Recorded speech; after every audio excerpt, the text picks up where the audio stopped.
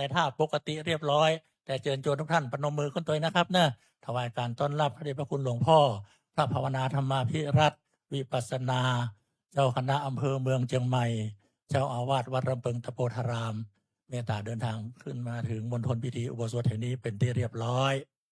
เตรียมพร้อมบูชาพระรัตนตรัยครับ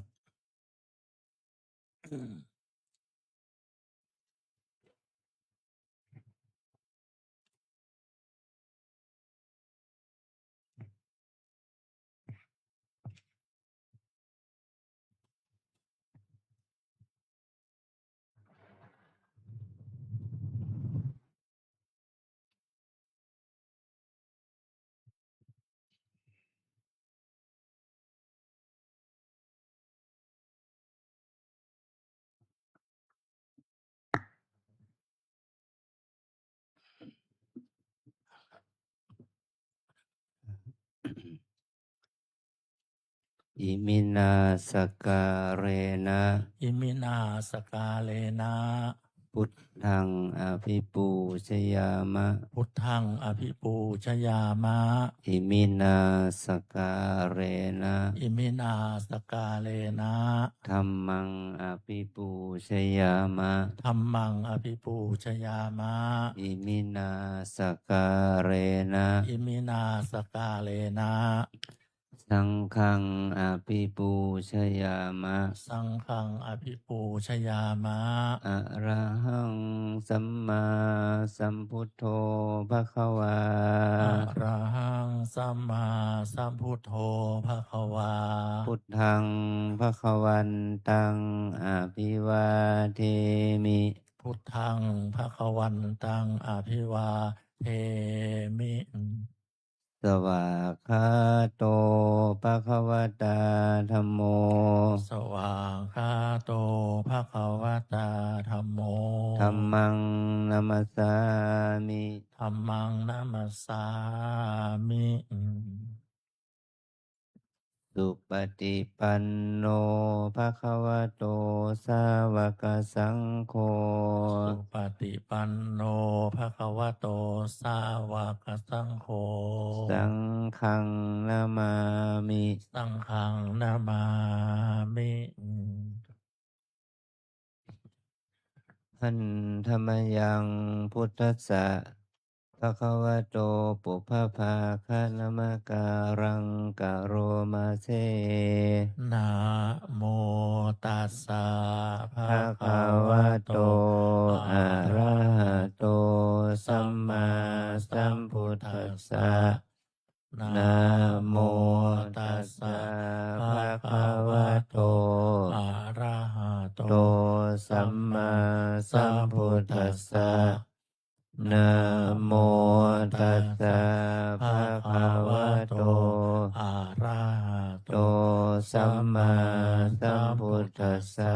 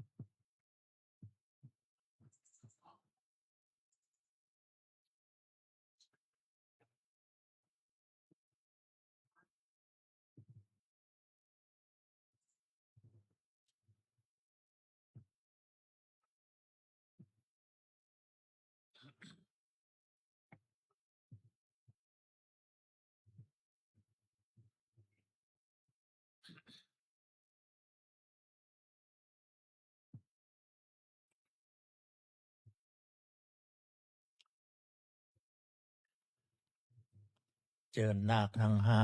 พร้อมศรัทธาสาธุชนทุกท่านกราบพระสงฆ์พร้อมกัน3 ครั้งเพื่อสมทานเบญจศีลนาคออกเสียงด้วยนะครับ อัญชลี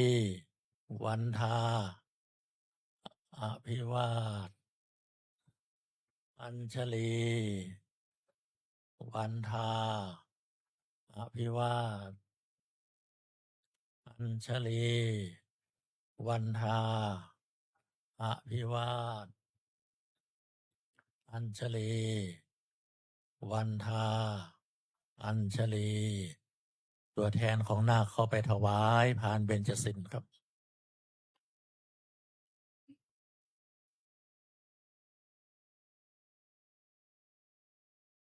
เข้าไปใกล้ๆครับ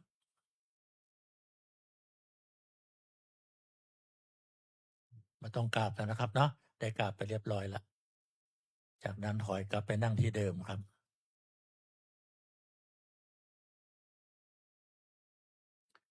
นาคทั้งห้าพร้อมศรัทธาสาธุชนทุกท่านสมทานศีลห้าพร้อมกันณบัดนี้มะยังพันเตวิสุงรักขณทายะติสรเนนะสหปัญจศีลานิยาจามะทุติยัมปิมะยังพันเตวิสุงรักขณทายะติสรเนนะสหปัญจศีลานิยาจามะตติยัมปิมะยังพันเตวิสุงรักขณทายะติสรเนนะสหปัญจศีลานิยาจามะ นะโมตัสสะภะคะวะโตอะระหะโตสัมมาสัมพุทธัสสะนะโมตัสสะภะคะวะโตอะระหะโตสัมมาสัมพุทธัสสะนะโมตัสสะภะคะวะโตอะระหะโตสัมมาสัมพุทธัสสะ นะโมตัสสะภะคะวะโตอะระหะโตสัมมาสัมพุทธัสสะนะโมตัสสะภะคะวะโตอะระหะโตสัมมาสัมพุทธัสสะนะโมตัสสะภะคะวะโตอะระหะโตสัมมาสัมพุทธัสสะ พุทธังสรณังคัจฉามิ พุทธังสรณังคัจฉามิ ธัมมังสรณังคัจฉามิ ธัมมังสรณังคัจฉามิ สังฆังสรณังคัจฉามิ สังฆังสรณังคัจฉามิ ทุติยัมปิพุทธังสรณังคัจฉามิ ทุติยัมปิพุทธังสรณังคัจฉามิ ทุติยัมปิธัมมังสรณังคัจฉามิ ทุติยัมปิธัมมังสรณังคัจฉามิ ทุติยะตติยัมปิสังพุทธังสรณังคัจฉามิ ตติยัมปิพุทธังสรณังคัจฉามิ ตติยัมปิธัมมังสรณังคัจฉามิ ตติยัมปิธัมมังสรณังคัจฉามิ ตติยัมปิสังฆังสรณังคัจฉามิ ตติยัมปิสังฆังสรณังคัจฉามิ ติสารณะขะมะนังนิธิตัง อามะพันเต ปานาติปาตาเวรมณีสิกขาปะทังสมาธิยามิ ปานาติปาตา เวระมณีสิกขาปะทังสมาธิยามิ อาทินนาทานาเวรมณีสิกขาปะทังสมาธิยามิ อะทินนาทานา เวระมณีสิกขาปะทังสมาธิยามิ กาเมสุมิชาจาราเวรมณีสิกขาปะทังสมาธิยามิ กาเมสุมิจฉาจารา เวระมณีสิกขาปะทังสมาธิยามิ มุสาวาทาเวรมณีสิกขาปะทังสมาธิยามิ มุสาวาทา เวระมณีสิกขาปะทังสมาธิยามิ ส สุราเมรยมัชฌะปมาทัฏฐานา เวระมณีสิกขาปะทังสมาธิยามิ สุราเมรยะมัชฌะปมาทัฏฐานา เวระมณีสิกขาปะทังสมาธิยามิ อิมานิปัญจสิกขาปทานิสีเลนะสุขติงยันติ สาธุ สีเลนะโภคสัมปทา สาธุ สีเลนะนิพุติงยันติตัสมาสีรังวิโสทะเย อามะคันเต อัญชลี วันทา พิวาท อัญชลี วันทาอภิวาท อัญชลี วันทาอภิวาท อัญชลี วันทา อัญชลีลำดับจากนี้ไปนะครับ เจิญนาคทั้งห้าหันหน้ากลับมาหาคุณพ่อคุณแม่ครับ เพื่อรับเอาผ้าไตรกับต้นเทียนช่างภาพตากล้องเตรียมพร้อมนะครับนะนาคเว้นระยะห่างพอก้มกราบคุณพ่อคุณแม่ได้นะครับนะ เมื่อพร้อมแล้วอัญชลีพร้อมกันเลยครับ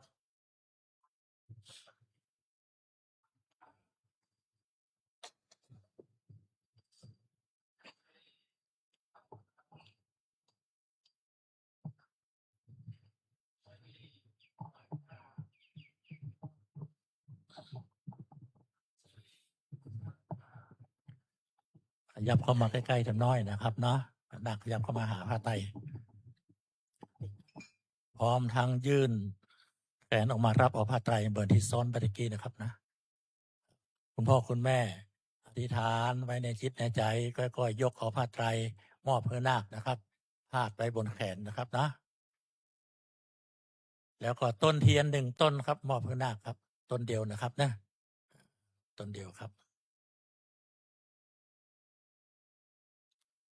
นาคทั้งห้าได้ผ้าไตรต้นเทียนเรียบร้อยหันกลับไปหาพระอุปชฌาย์ครับ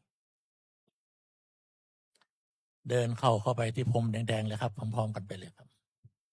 คุณพ่อคุณแม่รออยู่ตรงนี้ก่อนนะครับนะ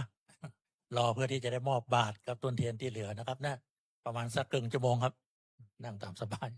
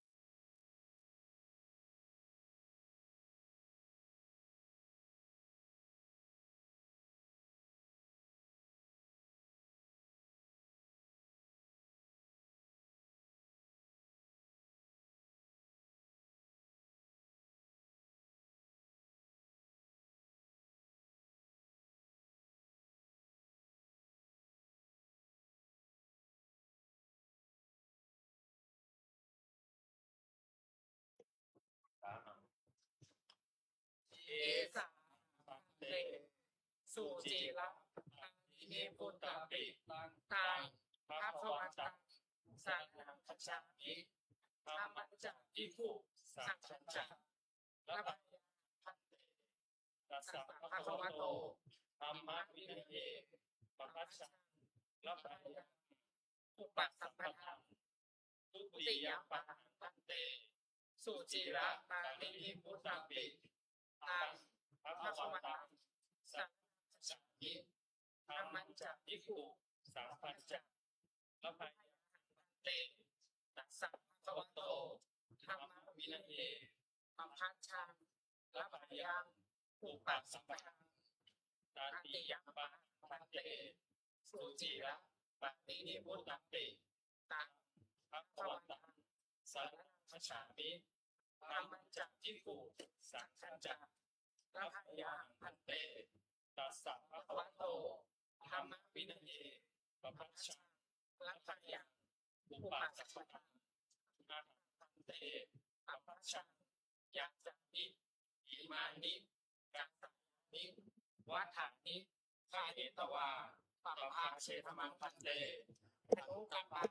อุปาทายะอุติยัมปิอาหังเตปัปชังยักจังนิ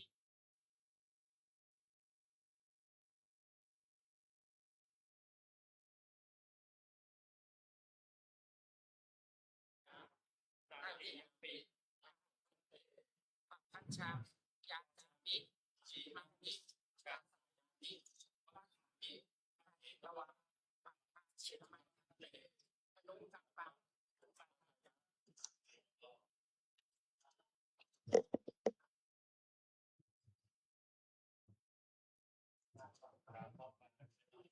อัญชลีวัชชาอภิวาอัญชลีวัชชาอภิวาอัญชลีวัชชาอภิวาอัญชลีวัชชาอัญชลีอภิวา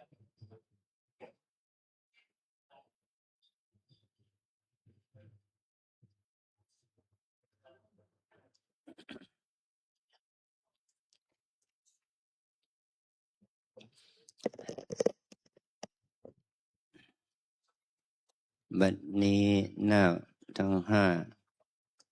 ได้มีกุศลศรัทธาในพระรัตนตรัยในน้อมนำมาซึ่งผ้ากาสาวพัสพร้อมด้วยเครื่องสักการะมากล่าวคำขอบรรพชาอุปสมบทด้วยคำบาลีว่าเอสาหังพันเตสุจิระปรินิพพุตัมปิเป็นต้นซึ่งแปลเป็นภาษาไทยได้ความหมายว่า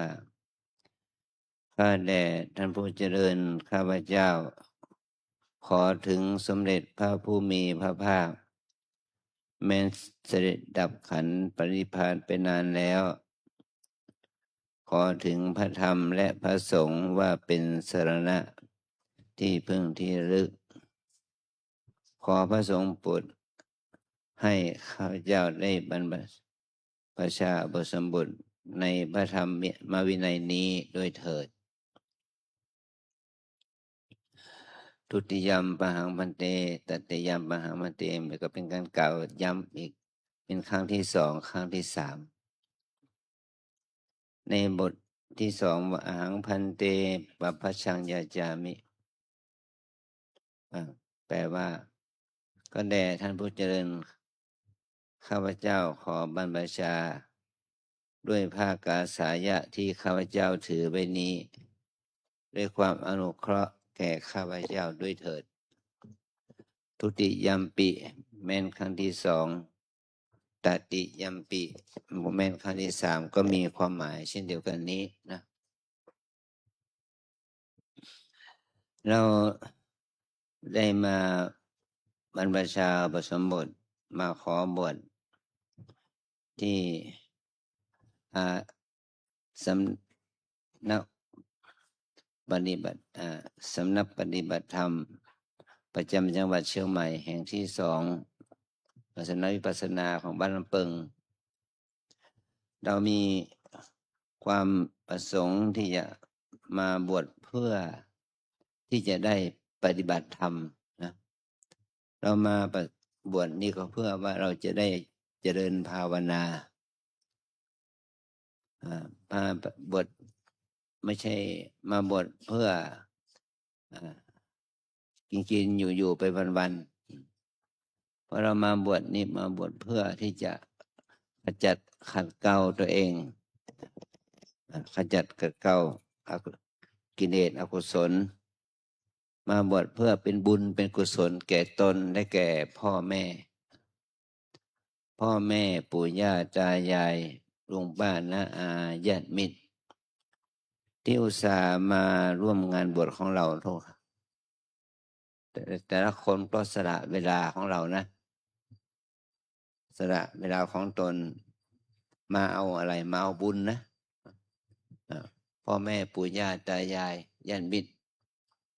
มาปฏิบัติมาร่วมบุญกุศลที่จะเกิดขึ้นจากการที่เราได้บวชที่เราได้อุปสมบทในข่าวครั้งนี้นะแต่ละคนก็มีความคาดหวังว่าจะได้บุญนะได้บุญที่เกิดจากการที่เราได้บวชเขาก็อนุโมทนาบุญกับเราในช่วงนี้เป็นช่วงที่ทางบ้านเมืองทาง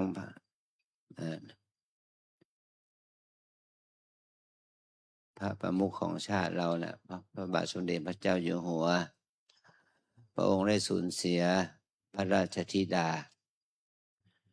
ได้พระองค์พาสมเด็จพระเจ้าลูกเธอพระองค์พระเจ้าฟ้าพัชรกิติยาภานรินทราเทพยวดีกรมหลวงราชสนีสิริพัฒน์มหาวัชรราชธิดาพระองค์ได้ทรงสิ้นพระชนม์ไปในขณะที่พระองค์มีพระชนมายุได้47 พรรษาและก่อนหน้านี้พระราชชนนีพันปีหลวงก็ได้สวรรคตอีกพระเจ้าอยู่หัวและพระบรมวงศ์ต้องสูญเสียเสาหลักบุคคลที่เป็นที่พึ่งทางด้านจิตใจไปตั้งแต่พระเจ้าอยู่หัวพระบรมชนกาธิเบศรและพระบรมราชินีพันปีหลวงและยังถึงขนาดที่ว่าเมื่อมีพระราชธิดาก็มาสิ้นพระชนม์อีกสิ่งเหล่านี้เราก็ให้เราเลิกถึงว่าถ้าตัวเราเป็นหัวหน้าครอบครัวพ่อก็ตายแม่ก็ตายลูกก็ตายอย่างเนี้ยจิตใจของพ่อเจ้าของผู้เป็นหัวครอบครัวนะจะมีสภาพอย่างไรล่ะเนี่ยให้เรานึกถึงอย่างนี้เราทั้งหลายนี่เมื่อเรามาบวชนี่มาบวชเพื่อบูชาพระรัตนตรัยเป็นปฐมเป็นต้นแต่บุญที่เราได้บวชเนี่ยเราจะบุญจะถวายเป็น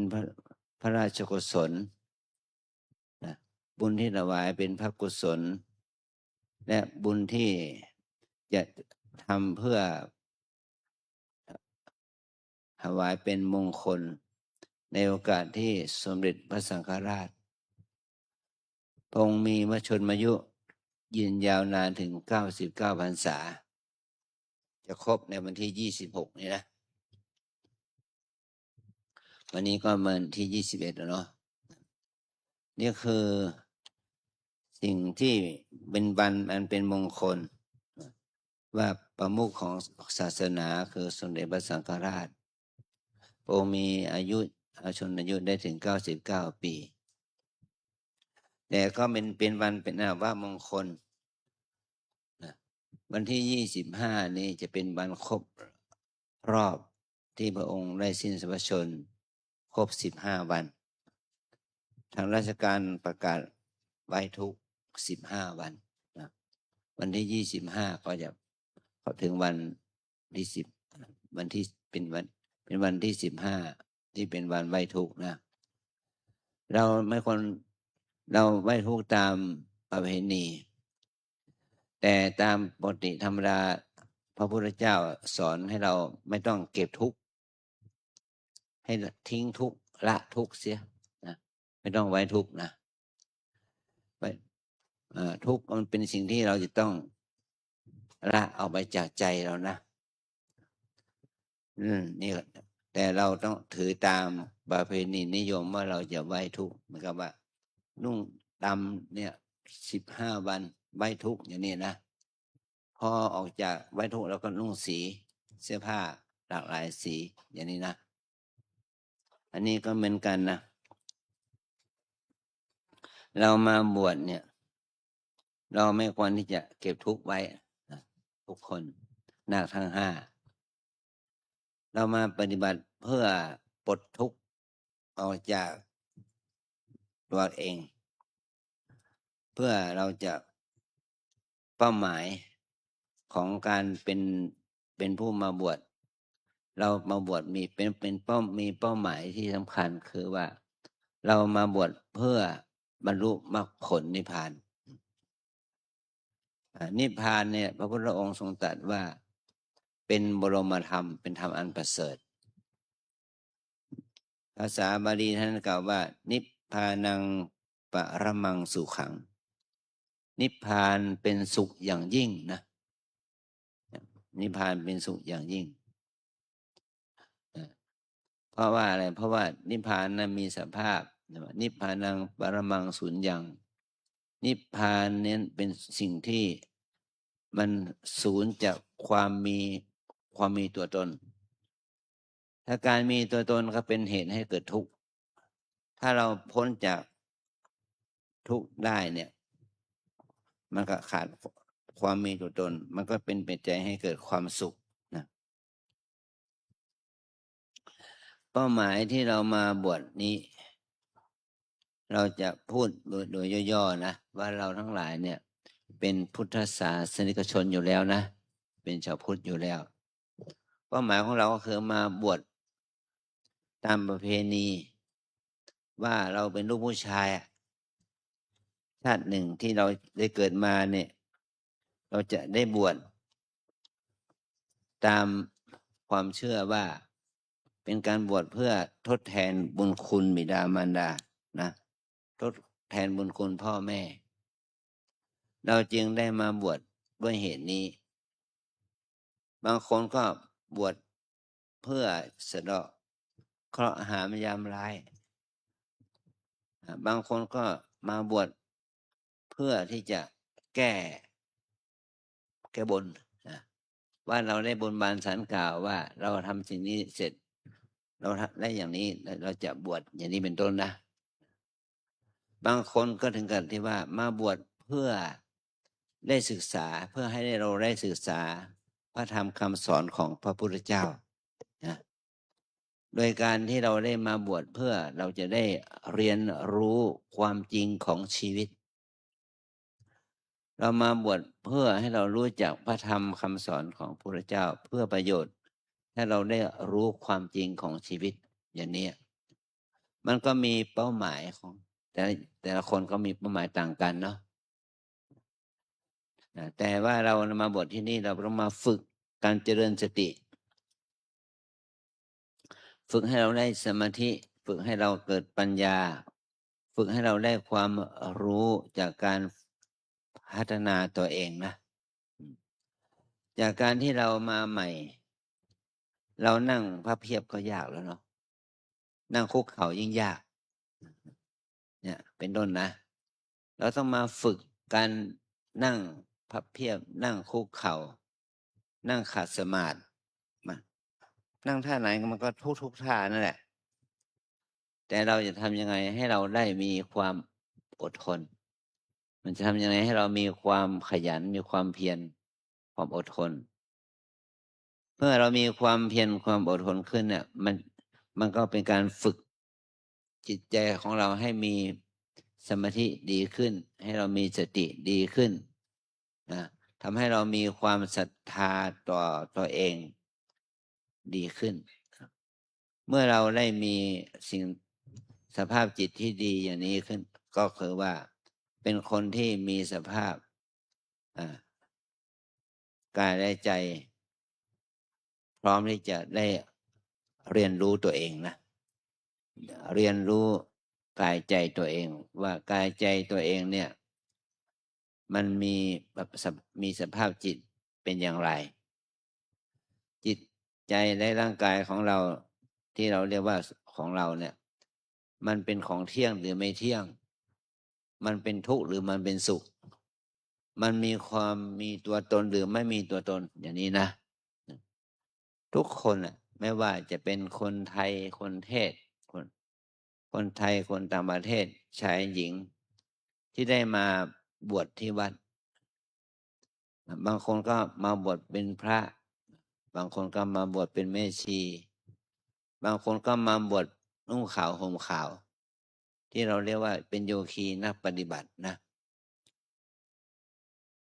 แต่ละคนไม่ว่าจะบวชแบบไหนเหมือนกันหมดคือมีทุกข์เป็นผลนะเราจะเห็นว่าเรามาบวชครั้งแรกเรามาฝึกเนี่ย มันมีความปวดเจ็บเหน็บชาเนาะเป็นอันดับแรกแล้วเนาะมีความเมื่อยขบปวดเจ็บเหน็บชานาประการนะถ้าเรามาฝึกมากวันเข้า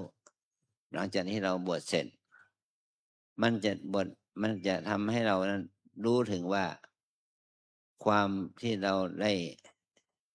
ไปปฏิบัติภาวนาเนี่ย มันจะทำให้เราดีขึ้นทั้งด้านร่างกายและจิตใจนะนี่อานิสงส์ของการได้บวชเนาะเมื่อเราบวชเราต้องเห็นอานิสงส์ของการได้พัฒนาตัวเองนะเมื่อเราได้มีจิตที่ดีขึ้น สภาพจิตเราดีขึ้น มันก็จะเป็นมหากุศลเป็นบุญให้แก่ตนและเป็นบุญให้แก่คนอื่นหมายถึงว่าเราจะแผ่บุญกุศลอุทิศไปให้พ่อแม่พี่น้องญาติมิตรปู่ย่าตายายเทพเทวารักษ์พ่อเจ้ากรรมนายเวรทั้งหลาย ให้ท่านมีส่วนบุญที่เราได้มาบวชเนี่ยว่าบุญที่เราได้จากการมาบวชบุญที่เราได้จากการมาปฏิบัติ ขอให้ท่านมีส่วนบุญกับเราด้วยอย่างนี้นะเราก็จะให้แผ่ส่วนบุญอุทิศส่วนบุญไปให้เนี่ยมีพระใหม่หลายรูปนะมาบวชเพื่อน้องสาวที่ทำไปมาบวชเพื่อแม่ที่ป่วยติดเตียงอยู่มาบวชให้น้องสาวที่ป่วยติดเตียงอยู่ก็บวชเพื่อหวังว่าให้คนที่รักอันเป็นแม่อันเป็นพ่ออันเป็นปู่ย่าตายายอันเป็นพี่น้องร่วมท้องกันเดียวมาเนี่ยจะได้มีส่วนบุญอย่างนี้เป็นต้นนะแต่เป้าหมายสูงสุดก่อนที่เราจะได้บุญเอาไปแผ่ให้คนอื่นเราต้องได้บุญกับใจเราก่อนเนี่ยมันเหมือนกับว่าเราได้กินอาหารที่มีรสดีอร่อยมีคุณค่าทางอาหารสูงเราต้องลิ้มรสอาหารนั้นก่อนว่าอาหารนี้ดีอร่อยมีคุณค่าทางอาหารสูงอย่างนี้มันจึงเป็นเหตุให้เราจะได้ไปซื้ออาหารหรือแบ่งอาหารจากที่เราซื้อมานี่ไปให้คนอื่นที่เรารักไปให้พ่อให้แม่ให้ปู่ย่าตายายให้ญาติมิตรให้พี่น้องเพื่อนพ้องมิตรสหายนะให้ได้รับรสของอาหารนั้นด้วยอย่างนี้นะมันเหมือนกับว่าเรามาบวชแล้วเราจะเราจะได้เรียนรู้ว่าเราดีขึ้นมาได้อย่างไรมันต้องอาศัยการที่เราได้มาบวชปฏิบัติไม่ใช่มาเพียงแค่บิณฑบาตไม่พระสวดมนต์แล้วก็ไม่ทำภาวนาเนี่ยมันก็ไม่ได้ละเมื่อเรามาบวชมาปฏิบัติเราจะได้บำเพ็ญภาวนาเมื่อเราได้บำเพ็ญความดีภาวนาบุญกุศลก็จะเกิดขึ้นกับเรานะนี่คือประโยชน์ของการบวชนะของเราเองสองประโยชน์ของการบวชที่จะมีต่อคุณพ่อคุณแม่พ่อแม่ปู่ย่าตายายลุงป้าน้าอาเพื่อนพ้องมิตรสหายทุกคนที่อุตส่าห์สละเวลามาบวชในวันเกิดในวันบวชของเราวันนี้เขาจะได้อานิสงส์นะเขาจะได้อานิสงส์ที่เกิดจากการได้ร่วมการบวช บางคนนี่มาถึงวัดตั้งแต่เช้า6 โมงมาละกว่าที่จะได้รู้วิธีการบวชก็ต้องบ่ายกว่าจะบวชเสร็จตอนเย็นไปละถึงจะได้บุญมาได้บุญครบสมบูรณ์เนี่ย อันนี้เพราะโยมเขามีความปรารถนาที่จะได้บุญได้กุศลที่เกิดจากการบวชของเรานั่นนะพ่อโดยเฉพาะบุคคลที่เป็นพ่อแม่นะพ่อแม่แม้จะมีชีวิตอยู่หรือที่ล่วงลับเราขันไปแล้วพ่อแม่ที่อยู่กับเราที่ยังมีชีวิตอยู่ แม้นั้นจะมาร่วมหรือไม่มาร่วมก็ตามแต่บุญกุศลนี่มันก็เกิดขึ้นกับพ่อแม่ กับพ่อกับแม่นะ โดยที่ว่าเราบวชเนี่ยต้องอาศัยวินัยเราจะก้าวข้ามหลักเกณฑ์ในวินัยนี้ โดยความที่ว่าเราได้บวชโดยถูกต้อง โดยอาศัยมีพ่อแม่เป็นผู้อนุญาตนะที่เราท่องว่าอนุญาโตสิมาตาปิตูหิ ได้รับอนุญาตจากพ่อแม่แล้วหรือนี่นะเราตอบว่าอะไรมาพันเตนะนั่นแหละเป็นคำพูดที่พระอันดับพระครูสวดจะต้องถามเรานะอนุญาโตสิมาตาปิตูหิว่าเธอนั้นได้รับอนุญาตจากพ่อแม่แล้วหรือนะอันนี้เป็นคำที่พระพุทธเจ้าบัญญัติสมัยที่พระองค์ได้ทรงเสด็จไปโปรดพระราชบิดาที่เมืองกบิลพัสพระองค์ก็เลยอาศัยความเป็นพี่เป็นพ่อท่านอนุชาของพระองค์ก็คือพระนันทะวันนั้นยังเป็นวันแต่งงานด้วยนะพระพุทธเจ้าก็เลยให้เจ้าชายเจ้าบ่าวนะถือบาตรไปส่งพระองค์เมื่อพระองค์ฉันอาหารในวังเสร็จแล้วก็นันทะกุมารที่เป็นเจ้าบ่าวนะถือบาตรไปส่งพระองค์แต่พระองค์ไม่รับโดยที่นันทะหวังว่าพระองค์จะรับบาตรคืนเมื่อถึงบันไดปราสาทต่อจากนั้นไปเดินออกประตูวังนันทาก็คิดว่าพระองค์จะต้องรับบาตรของพระองค์เมื่อออกไปถึงประตูวังนะแต่พระองค์ก็ไม่จนถึงประตูเมืองพระองค์ก็ไม่รับเมื่อพระองค์ไปถึงวัดเอาบาตรไปส่งพระองค์ในที่กุฏิแล้วพระองค์ก็ถามว่านันทะเธอจะบวชหรืออย่างนี้พระนันทะแม้ไม่เต็มใจก็เกรงใจพระบิชายของพระเจ้านะบวชพระเจ้าข่าจึงไม่เห็นให้นันทะบวชในวันแต่งงานนะพระเจ้าสุโธกันนะก็เนื่องจากตนเองพระองค์ก็ได้บรรลุธรรมเป็นพระอริยะนะแต่ก็ยังเสียดายลูกชายหวังจะให้ครองราชย์แทนพระพุทธเจ้าต่อมาพระราหุลนั้นเป็นพระโอรสของพระองค์มาขอสมบัติพระองค์ก็เลยประทานอริยทรัพย์อริยสมบัติให้แก่ราหุลให้ราหุลได้บวชเนี่ยราหุลกุมารก็ได้บวชอีกตอนนั้นมาพระองค์ก็พระเจ้าสุโธทนะก็เลยไปขอพระพุทธเจ้าว่า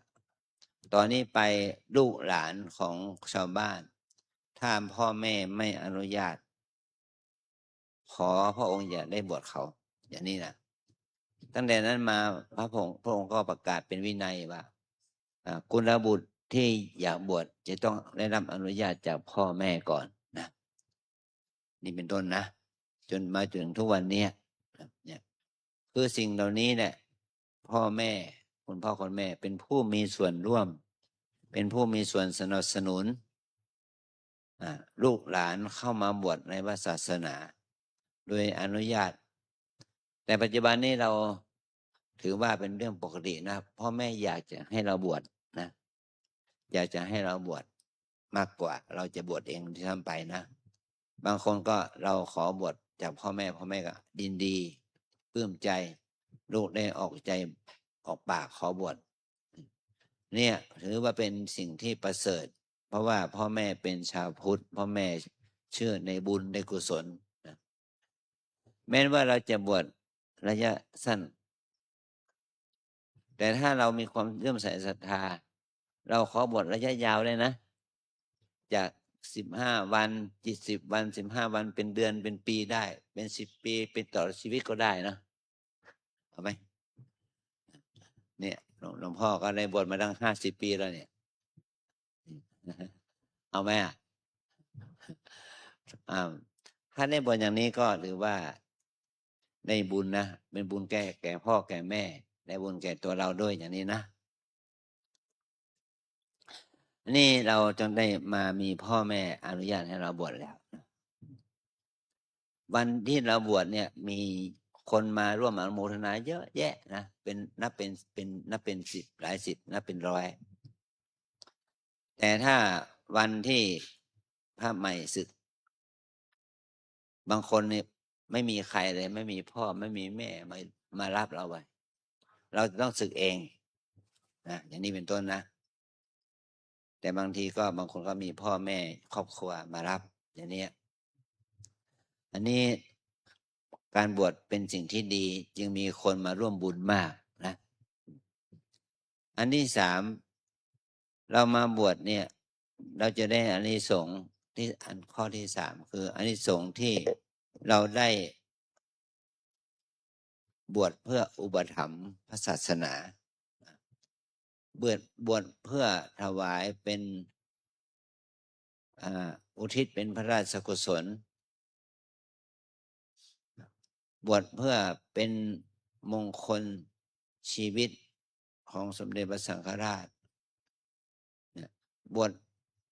เพื่อดำรงพระศาสนาเพื่อวัด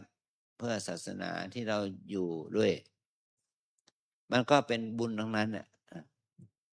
ว่าเราจะบวชด้วยวิธีไหนก็ถือว่าเป็นบุญแก่พระศาสนาเพราะว่าผู้มาบวชที่นี่นะในวัดเรานี้หายากว่าไม่ใช่พระเหล่านี้ท่านก็ไม่ใช่คนในหมู่บ้านนี้คนที่ออกมาจากต่างอำเภอต่างจังหวัดต่างภาคได้ทำไปที่ท่านมาอยู่ที่นี่มีพระมาอยู่ที่นี่ประมาณ50 กว่ารูปมันหายากที่ไม่มีใครเลยที่อยู่ในบ้านนี้นะอันนี้คือเรามาบวชนี่ก็ช่วยรักษาพระศาสนาช่วยรักษาวัดวาอารามช่วยรักษาข้อศีลข้อวัดช่วยรักษาวัฒนธรรมประเพณีที่เกิดจากการที่เราได้บวชนี่นะเป็นอานิสงส์เพื่อพระศาสนาแต่ว่าเรานี่เป็นช่วยกันปฏิบัติกรรมฐานภาวนานะเป็นความดีอันสำคัญนี่เรามาบวชเพราะว่าเราอาศัยอานิสงส์3 ประการเนี่ยอานิสงส์ที่เกิดจากตัวเราจะได้ประพฤติปฏิบัติธรรมอานิสงส์ที่เกิดจากการบวชให้พ่อให้แม่ให้พ่อแม่ได้อานิสงส์นะอันที่3อานิสงส์ที่เกิดจากการดูแลเอาใจใส่พระศาสนานะให้มีศาสนาทายาทเนี่ยการที่เราบวชนี่เราต้องอาศัยว่าเราจะบวชเพื่อบูชาพระรัตนตรัยด้วยเราขอถึงพระพุทธเจ้าแม้นพระองค์จะปรินิพพานไปแล้วแต่พระธรรมที่พระองค์ทรงสอนและพระสงฆ์ที่เป็นสาวกของพระพุทธเจ้ายังมีอยู่ใช่ไหมนี่ถ้าไม่มีพระสงฆ์ก็เราก็บวชไม่ได้ละพระสงฆ์เหล่านี้ก็เป็นผู้ที่จะทำสังฆกรรมบวชเธอเข้ามาสู่พระศาสนานี่บวชแล้วก็อาศัยหลักธรรมข้อประพฤติปฏิบัติกรรมฐานภาวนาเป็นต้นเนี่ยเราจะได้ฝึกตัวเองนะให้เราได้รู้จัก หลักธรรมคำสอนของพระพุทธเจ้า แม้นว่าเราจะบวชระยะสั้นระยะยาวก็ตาม อันนี้คืออานิสงส์ของการที่เราได้บวชนะหนักนะการที่เราจะบวชเนี่ย เราจะต้องนุ่งห่มผ้ากาสาวพัสผ้ากาสายะเนี่ย ผ้าภาษาชาวบ้านเขาเรียกว่าผ้าย้อมฝาด ผ้าย้อมด้วยน้ำฝาด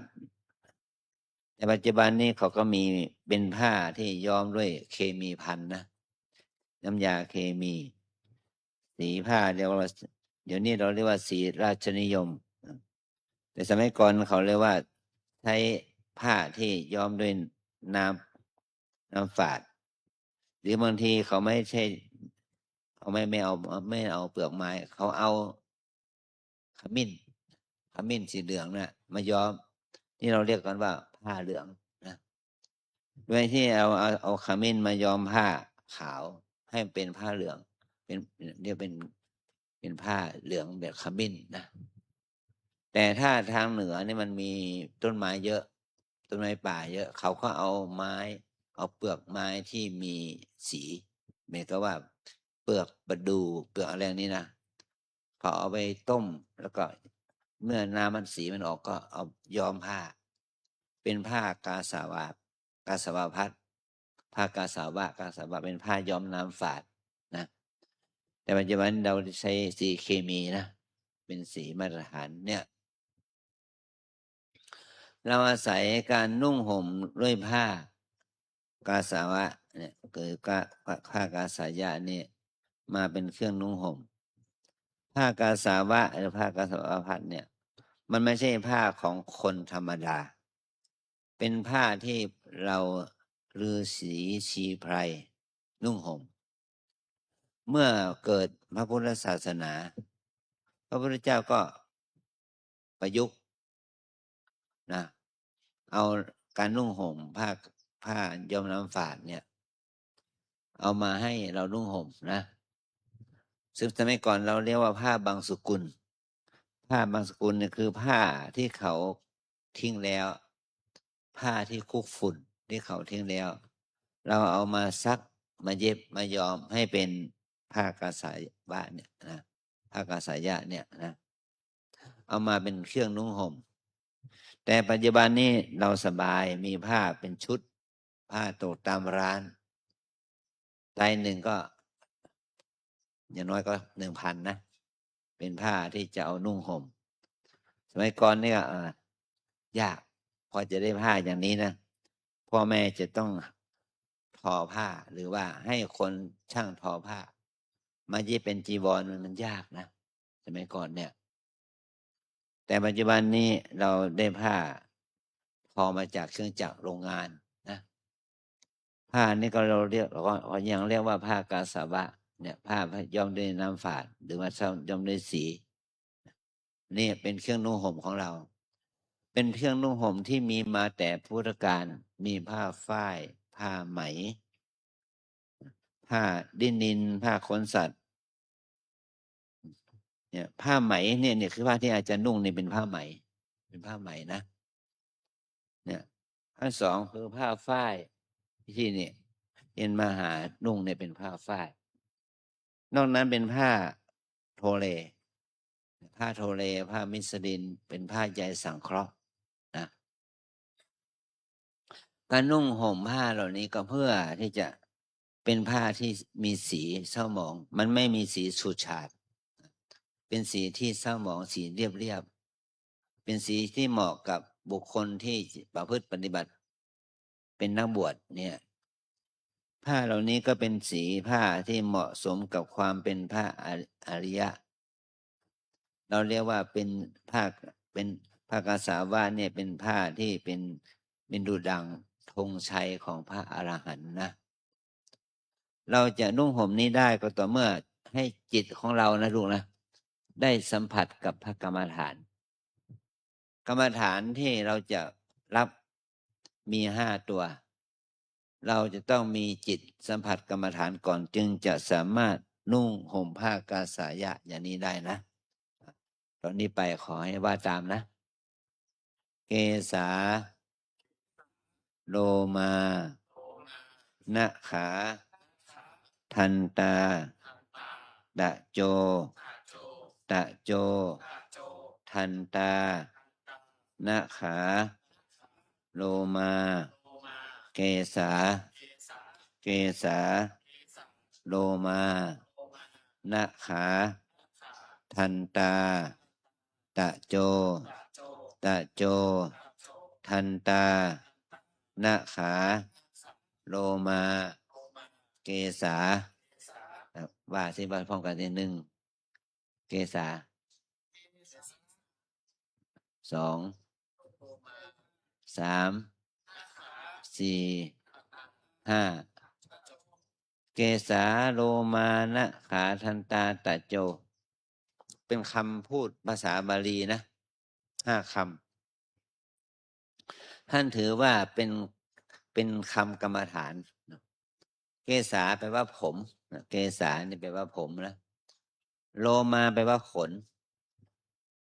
หน้าขาแปลว่าเล็บทันตาแปลว่าฟันตาโจแปลว่าหนังผมขนเล็บฟันหนังทำไมท่านจึงจัดว่าเป็นกรรมฐาน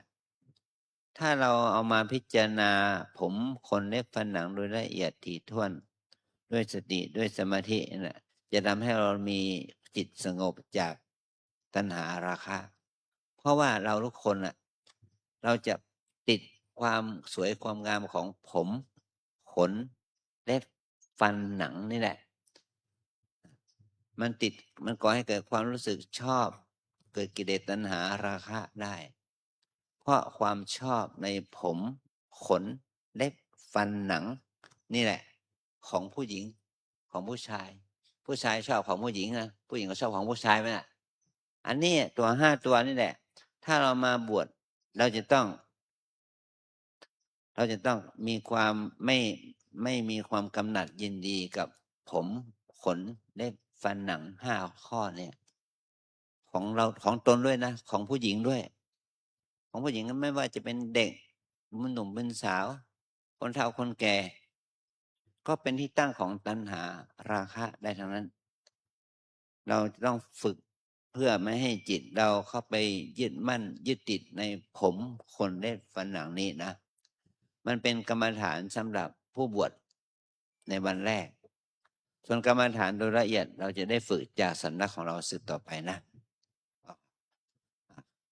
สมควรแล้วเนาะคุกเข่าถอดเสื้อออก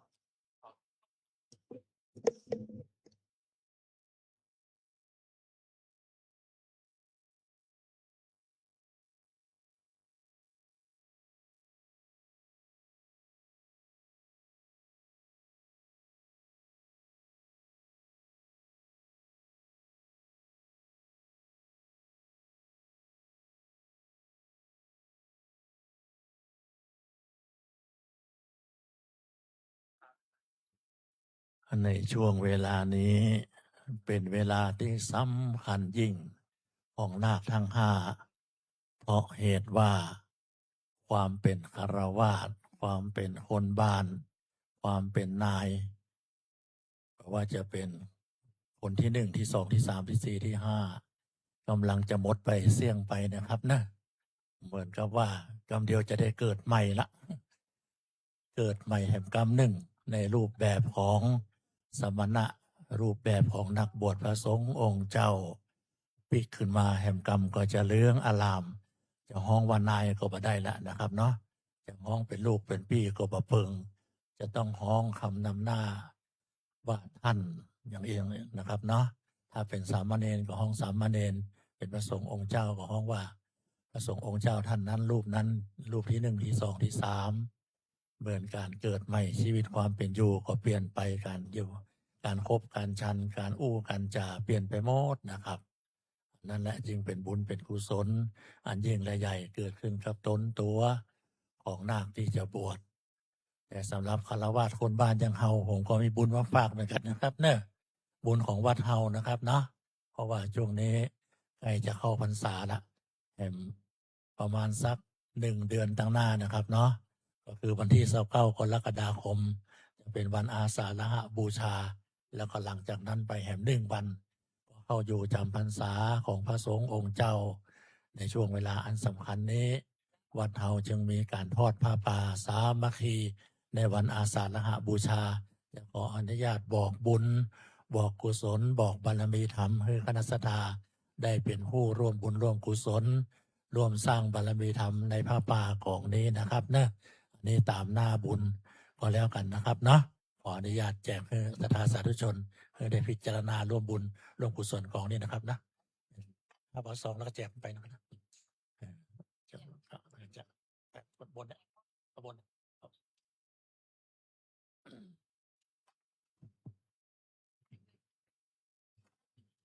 ตั้งรูปนี้ผมขออนุญาตแจกนะครับนะพอร่วมบุญก่อนซองพระป่าวัดเฮาหยิบเอาซองนะครับนะ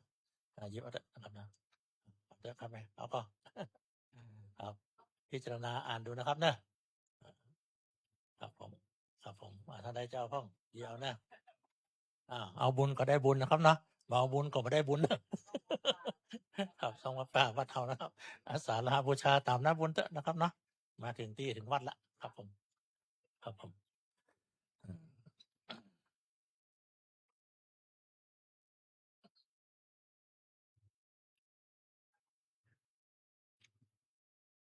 บอกบุญศรัทธาปางตังเพนะครับนะ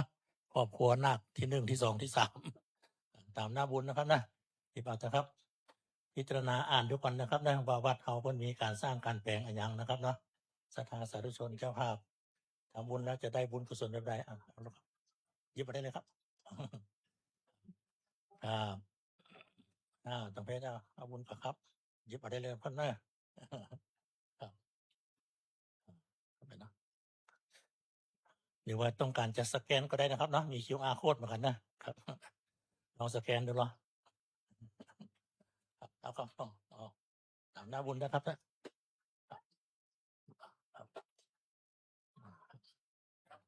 เดี๋ยวกันมาเอาครับเดี๋ยวผมเดินมาอยู่ใส่ก่อนอธิษฐานก่อนเอาครับมาครับพระบาวัดอาสาฬหบูชาครับผมเอาครับเนาะมีสแกนก็มีครับผมแต่ไทยช่วยไทยพัฒน์มามีนะสแกนอย่างเดียวนะครับเนาะ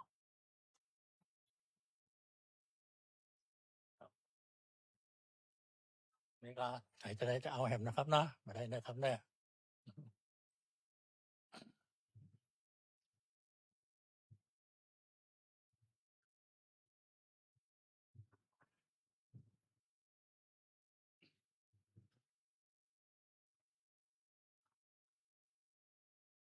ได้เลยครับแม่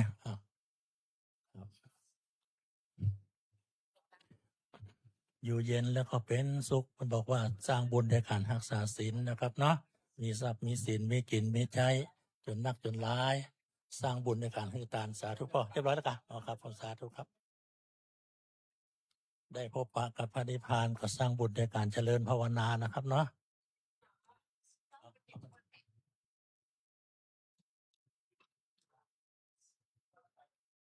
กี่ซองไหม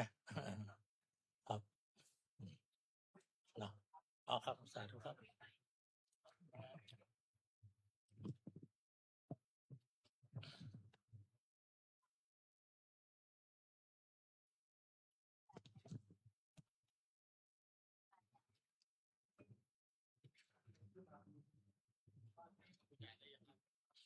นี่ใส่ไ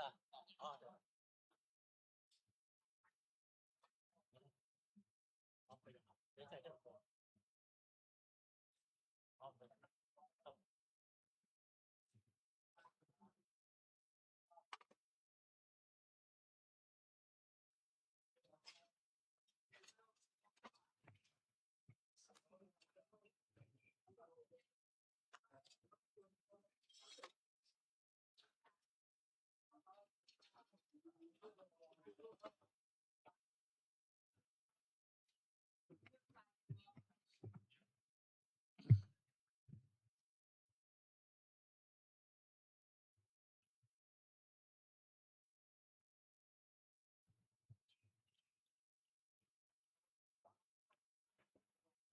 รอสักคำก่อนเนาะรอพร้อมๆกันทั้ง5 รูปครับเนี่ย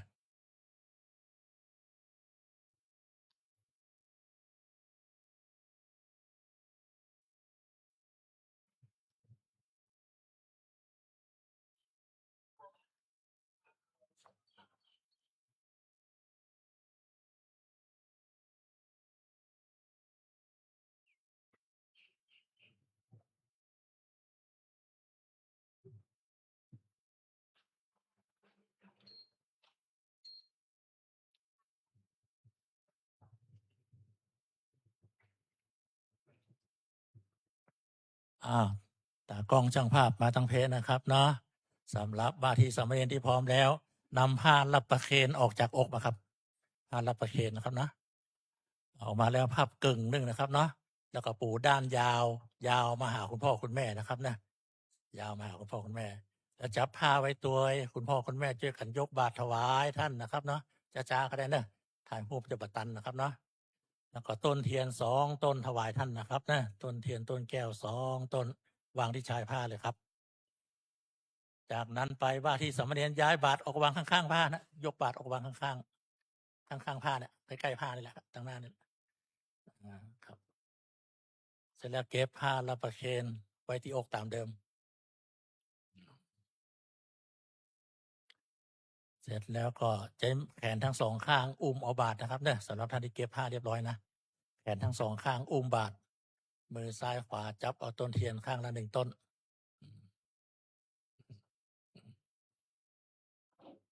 เดี๋ยวรอพร้อมๆกันนะครับนะ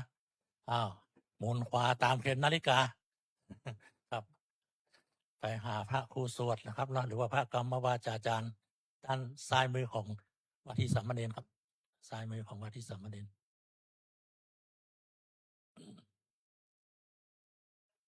เมื่อว่าที่สามเณรทั้ง5 รูปไปถึงด้านหน้าพระสงฆ์องค์เจ้าเป็นที่เรียบร้อยนะครับเนาะเชิญคุณพ่อคุณแม่ที่อยู่บนนี้นะครับนะกราบพระประธานแล้วลงนั่งสาราบาตรตั้งข้างได้เลยครับ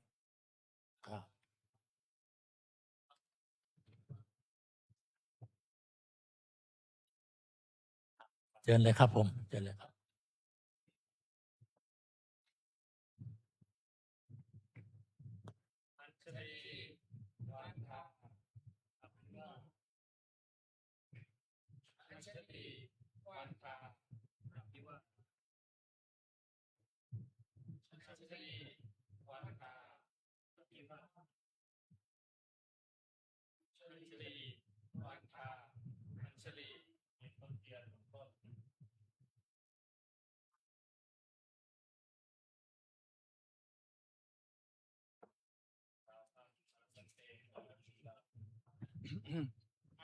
อัตเตสารนาสีลังยะจามิมุตติยัมปิอัตเตสารนาสีลังยะจามิอัตติยัมปิอาหังพันเตสารนาสีลังยะจามินะโมตัสสะภะคะวะโตอะระหะโตสัมมาสัมพุทธัสสะนะโมตัสสะภะคะวะโตอะระหะโตสัมมาสัมพุทธัสสะนะโมตัสสะภะคะวะโตอะระหะโตสัมมาสัมพุทธัสสะนะโมตัสสะภะคะวะโตอะระหะโตสัมมาสัมพุทธัสสะนะโมตัสสะภะคะวะโตอะระหะโตสัมมาสัมพุทธัสสะนะโมตัสสะภะคะวะโตอะระหะโตสัมมาสัมพุทธัสสะยะมหังวัฏามิตังวัฏเหพุทธังสรณังคัจฉามิ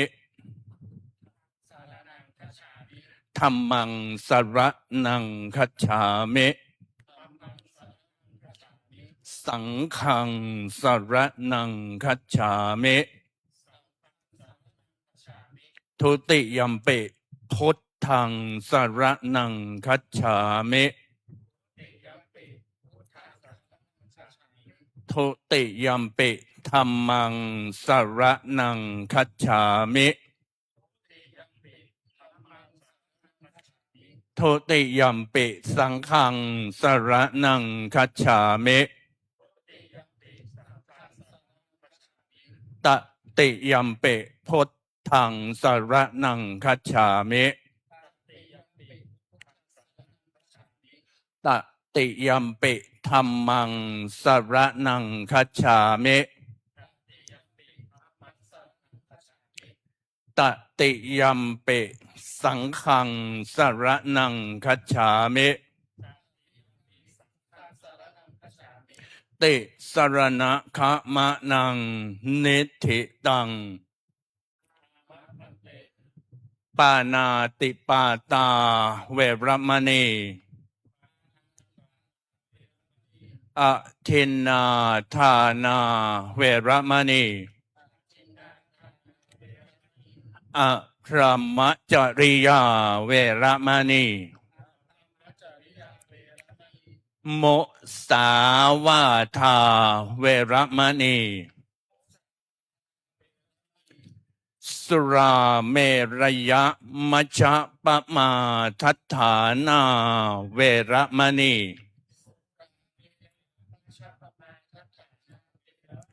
วิกาละโภชนาเวรมณีนัจจะขีตะวาทิตะวิสูกทัสสนาเวรมณีวามาลาคันทะวิเลปนะทารณะมันดนะวิภูสนัฏฐานาเวรมณี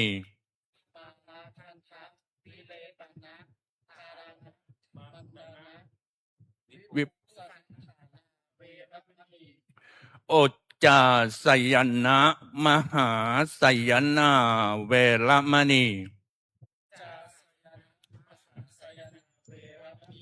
ชาตรูปะราชตะปฏิฆะหนาเวรมณี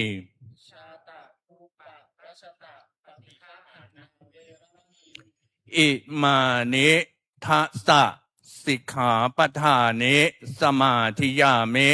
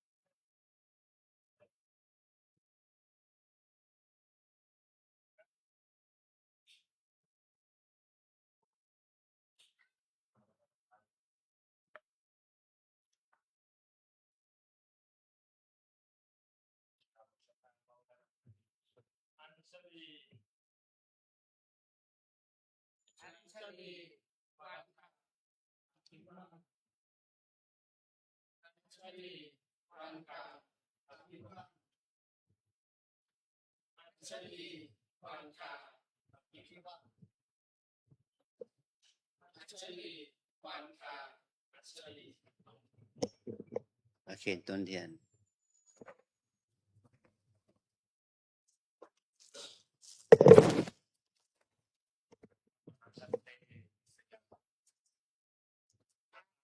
เตนิสยังยาจามิปุรุติยัมปิอะหังพันเตนิสยังยาจามิตัตติยัมปิอะหังพันเตนิสยังยาจามิ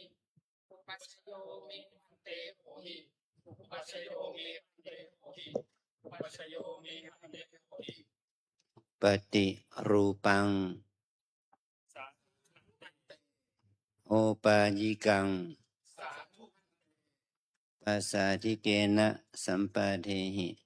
สาธุพันเตอัจฉตัเทธานิเทโลไมทัพโลอัมปิเขสทัพโลอัจฉตัเทธานิเทโลไมทัพโลอัมปิเขสทัพโลอัจฉตัเทธานิเทโลไมทัพโลอัมปิเขสทัพโลอัญชลีวันตาอายุวอัญชลีวันตาอายุวอัญชลีวันตาอายุวอัญชลีวันตาอัญชลี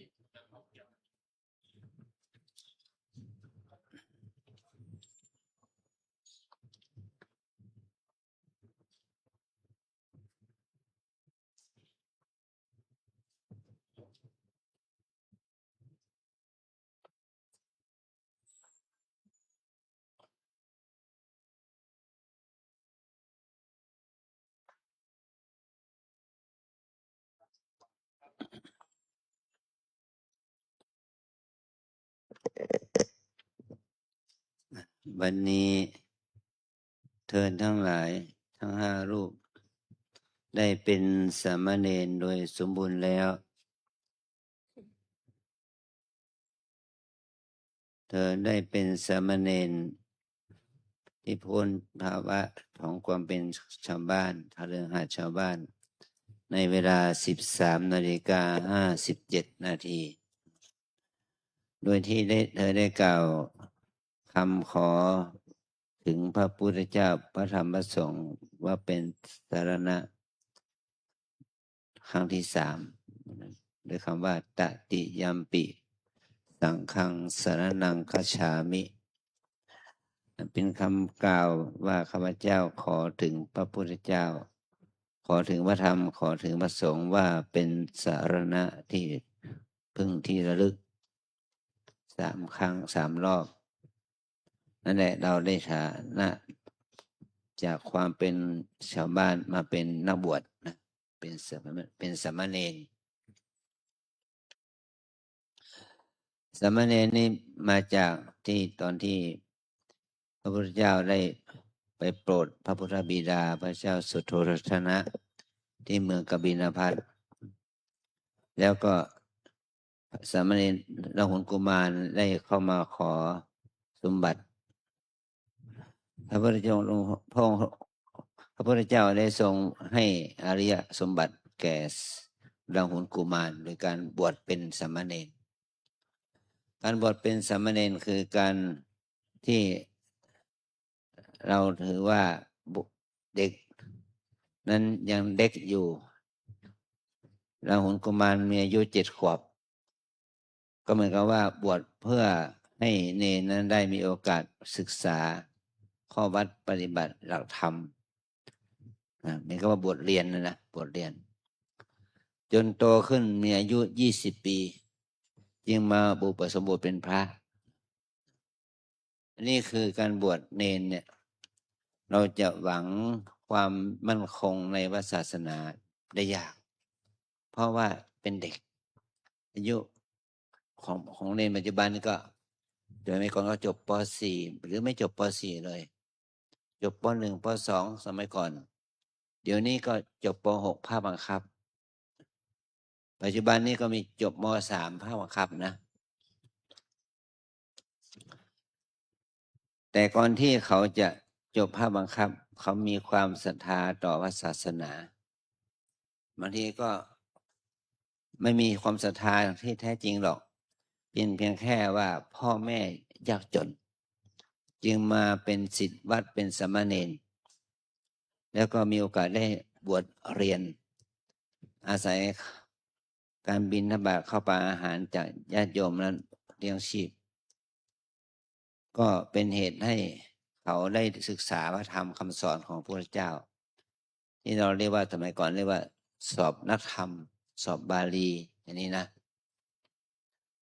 แต่พวกเราเนี่ยไม่ใช่เป็นเด็กมาก่อนเนาะเพราะเราเนี่ยอายุน้อยที่สุดก็23ละมากที่สุด37เนาะเนี่ยอายุมากแล้วแต่ตอนการที่เราบวชเราต้องบวชเป็นสามเณรก่อนเหมือนเดิมเหมือนสมัยพุทธกาลนะแต่เราบวชเป็นสามเณรเพียงแค่เปลี่ยนผ่านจากคฤหัสถ์เป็นเณรจากเณรเป็นพระอย่างนี้นะถือว่าเป็นการทำกิจที่เราจะได้เราจะได้มีข้อศีล10 ข้อนับตั้งแต่เว้นจากการฆ่าสัตว์ตัดชีวิตไปจนถึงเว้นจากการรับเงินรับทองเป็นของตนนะ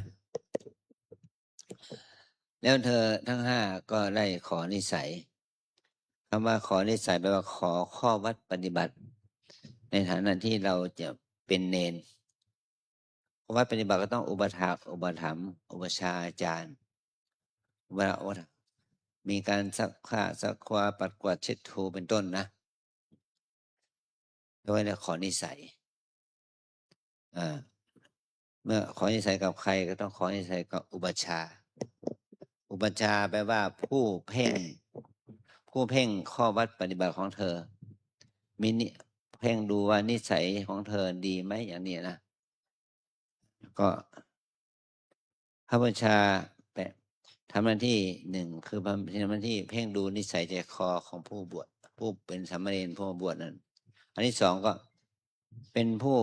นำเธอเข้าหมู่สงฆ์เมื่อเธอมีความศรัทธาที่จะบวชเป็นพระอุปสมบทเป็นพระ เธอจะต้องให้พระทั้งหลายในสังฆกรรมเนี่ยยอมรับเธอได้ การที่เธอจะได้รับการยอมรับพระบูชาเป็นผู้รับรองนะเมื่อพระบูชารับรองก็สงฆ์ทั้งหลายก็ยอมรับการเข้ามาเป็นสงฆ์การเข้ามาเป็นสงฆ์นะเข้ามาเป็นพระนะนี่คือระเบียบนี้มาตั้งแต่สมัยพระพุทธเจ้ามีชีวิตอยู่แล้วนะเป็นการบวชอย่างนี้เป็นการบวชเรียกว่ายัตติจตุตกรรมวาจาพระจะต้องสวดบทสวดว่าคุณบุตรชื่อนี้มีพระบูชาชื่อนี้มีบาตรมีบจีวรครบสมบูรณ์แล้วสงฆ์ทั้งหลายขอให้พิจารณาให้รับเธอข้อมูลตอนนั้นมันก็สวดอีก3 รอบคุณบุตรคนนี้ชื่อนี้มีบูชาชื่อนี้มีบาตรมีบริขารบริวารพร้อมขออุปสมบทต่อสงฆ์เมื่อสงฆ์จะเห็นสมควรก็ให้มีความนิ่งอยู่แต่ถ้าไม่มีความไม่เห็นไม่สมควรก็จงทักท้วงประกาศถึง3 ครั้งก็ไม่มีใครคัดค้านก็ถือว่านั่นแหละเราได้บวชเป็นพระนะอันนี้คือเงื่อนไขที่เราบวชนะเมื่อเราบวชนี้ก็เรามาขอเราเป็นอุปชฌาย์แล้วก็ขอบวชขอเข้าวัดปฏิบัติอุปชฌาย์จึงถามเธอทั้ง5ว่าปฏิรูปังเธอก็รับว่าสาธุปันเตใช่ไหมโอปายิกังแปลว่าสาธุปันเตปัสสาธิเกนะสัมปเรหิเธอก็รับว่าสาธุปันเตปฏิรูปังคือปฏิรูปหมายความว่าอุปชฌาย์จึงถามว่าเธอพร้อมที่จะเปลี่ยนแปลงตัวเองให้ดีขึ้นได้ไหมมีนิสัยที่ไม่ดีก็ทำให้ดีขึ้นมีกิริยาที่ไม่ดีก็ทำให้ดีขึ้นมีข้อวัดปฏิบัติที่ไม่ดีก็ดีขึ้นเธอจะรับข้อเงื่อนไขนี้ไหมอย่างนี้นะปฏิรูปตัวทำให้มันดีขึ้นนะเธอก็รับว่าสาธุบันเตข้าพเจ้าจะทำตัวเองให้ดีขึ้น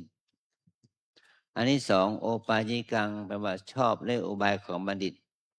เมื่อเธอมาบวชก็เธอจะต้องปฏิบัติตามหลักธรรมหลักวินัยของพระสัมมาสัมพุทธเจ้าตามหลักธรรมตามหลักธรรมตามหลักวินัยของคณะสงฆ์ปัจจุบันนะที่เขาเอามีระเบียบมีกฎหมายนะเราก็ต้องปฏิบัติตามกฎตามระเบียบตามกฎหมายนั่นแหละอย่างที่เรายื่นใบสมัครนั่นแหละกว่าจะบวชได้ก็ต้องมีใบรับรองประวัติอาชญากรนะนั่นแหละนี่แหละคือมันมีระเบียบของการบวชอย่างนี้เราปฏิบัติถูกต้องเราก็บวชได้ถ้าเรามีประวัติอาชญากรนะเขาก็ไม่ให้เราบวชแล้วเขาจับเราไปเข้าคุกแล้วอย่างนี้นะเขาก็จับเราไปเข้าที่คุมขังอย่างนี้นะนี่เพราะเหตุนี้เราต้องปฏิบัติตามระเบียบใบสมัครมีทั้งพ่อแม่เซ็นรับรองมีทั้งพยานเซ็นรับรองและก็มีคนอื่นๆเซ็นรับรองนะมีพยานมีผู้รับรองว่าเป็นคนดีจึงจะเข้ามาบวชได้มันเป็นการกรองโดยเฉพาะกรองเกี่ยวกับเรื่องกฎหมายนี่นะถ้าเรายื่นไปทางหน่วยกองพิสูจน์หลักฐานถ้าเราผ่านมันก็บวชได้อย่างนี้นะนี่คือต้องปฏิบัติตามแนวทางของระเบียบกฎหมายประเพณีธรรมวินัยนั้นนะอันที่3ภาษาที่เกณะสัมปเดหิเธอทั้งหลายจงประพฤติตนให้เป็นที่น่าเลื่อมใสนี่หมายความว่าเมื่อเราบวชแล้วเนี่ย เราไม่เสื้อผ้าคารวะหมดไปแล้วนะเดี๋ยวเรานุ่งห่มผ้ากสาวพัดเนี่ย ชาวบ้านญาติโยมทุกคนน่ะเขาก็มีความคิดว่าเราเป็นพระที่ดี แต่ถ้าเราทำตัวที่ไม่ดีมันก็เสียหายหมู่คณะ อย่างนี้นะ อันนี้เธอต้องทำตนให้เป็นที่น่าเลื่อมใสของสังคมเป็นที่น่าเลื่อมใสของพ่อแม่พี่น้องญาติมิตรและเป็นที่น่าเลื่อมใสของเพื่อนศีลธรรมพระสงฆ์องค์เนรที่บทเก่า ว่าเราเป็นผู้มาใหม่ก็ต้องทำตัวให้ดี อย่างนี้นะ อีกบาลีข้อหนึ่งว่าอัชชตเคธานิเทโรเนี่ย ตั้งแต่บัดนี้เป็นต้นไปภาระของข้าพเจ้าเหมือนกับภาระของพระเถระภาระของพระเถระก็เหมือนภาระของข้าพเจ้า อันนี้ก็หมายความว่าเราเป็นพระใหม่ เราอะไรก็ไม่รู้ เราต้องศึกษาจากพระเก่าพระเก่าต้องดูแลพระใหม่ด้วยพระใหม่ก็ต้องดูแลวัดวาอารามด้วยนะช่วยกันปัดกวาดเช็ดถูทำวัดสวดมนต์ทำกิจกรรมน้อยใหญ่ไปด้วยกันอย่างนี้แหละอันนี้คือเป็นภาระดูแลกันซึ่งกันและกันนะเอาละวันนี้เราจะได้ยกเธอขึ้นเป็นภิกษุในพระพุทธศาสนาชื่อของเธอนั้นเป็นภาษาไทยอยู่ไม่สามารถสวดกรรมวาจาเป็นภาษาบาลีได้ที่หนึ่งคือสามเณรชินโชติล่าบุญมาให้นำฉายาว่าอธิวโรสามเณรปุณภพชัยพรหมให้นำฉายาว่าสิริวัฒโธสามเณรธนกิจผลปรีชากุลให้นำฉายาว่าสัจจวโรสามเณรปวิตรจินธนาพัฒน์ให้นำฉายาว่าจิตตการโรสามเณรปกาสิทธิ์ใจน้อยให้นำฉายาว่าจิระปุญโญนะถ้าพระมาวาจาได้ถามเธอว่ากินนาโมสิเธอชื่ออะไรก็เธอเขาต้องตอบตามนี้ว่าอังพันเตอธิวโรนามะอย่างนี้เป็นต้นนะจนถึงอีกคำหนึ่งคือพระอมาวาจาถามว่าโกนามะเตอุปชายโยอุปชายะของเธอชื่ออะไรก็ให้เธอตอบเป็นภาษาบาลีว่าอุปชายโยเมพันเตยสมาอาจินนะสีโรนามะพระบูชาของผมชื่อว่าอาจินนะสีโรนี่เป็นคำที่เราจะต้องตอบนะเรียกว่าเขาภาษาพระเราเรียกว่าอันตรายิกธรรมธรรมที่เป็นอันตรายต่อการบวชนะเขาถามนาที5อามา8นั่นแหละว่าเราผ่านไหมถ้าเราไม่ผ่านมันก็ถดคุณสมบัติก็ตกไปนะบวชได้แค่สามเณรเหมือนเดิมแต่บวชเป็นพระไม่ได้นะถ้าบวชเป็นพระได้ก็ต่อเมื่อ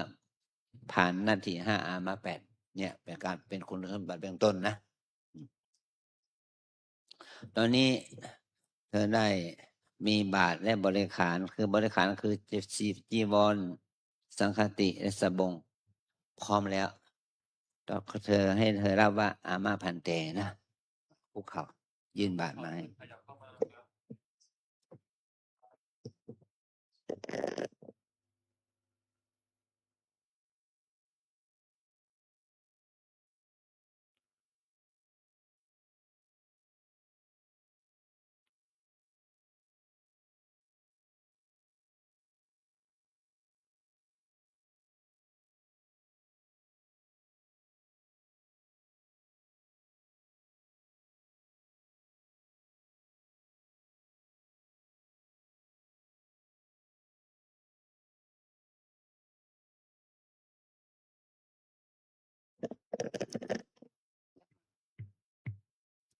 ตอบอามาพันเตนะอายันเตปัตโตมะคันเต อายังสังฆาติ อามะคันเต อายังอุตราสังโฆ อามะคันเต อายังอันตรวาสโก คันเต ขัชะอัมหิโอกาเซติทัทธะขยับเท้าออกไป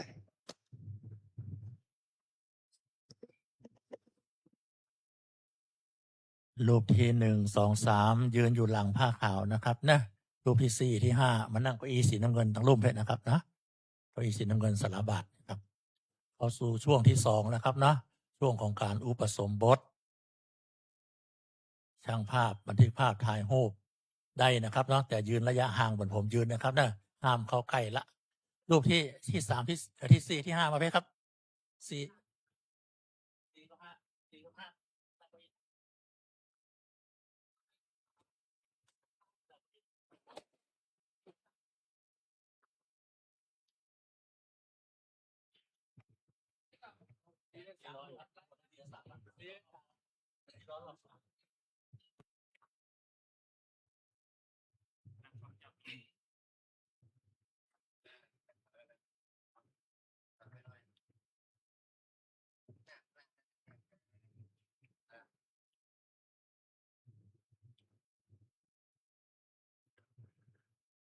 นะโมตัสสะภะคะวะโตอะระหะโตสัมมาสัมพุทธัสสะนะโมตัสสะภะคะวะโตอะระหะโตสัมมาสัมพุทธัสสะนะโมตัสสะภะคะวะโตอะระหะโตสัมมาสัมพุทธัสสะ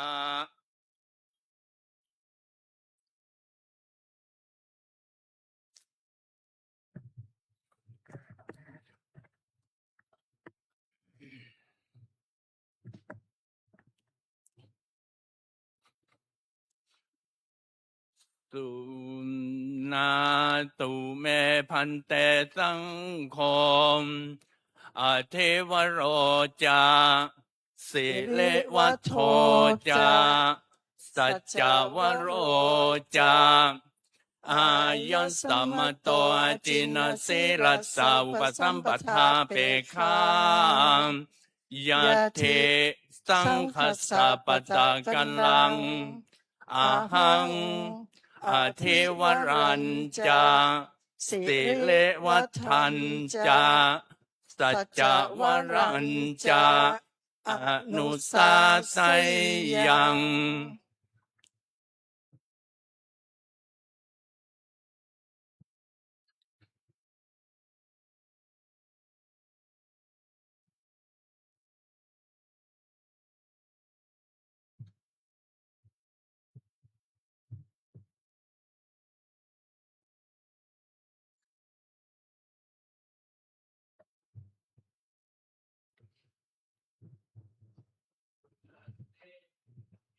เ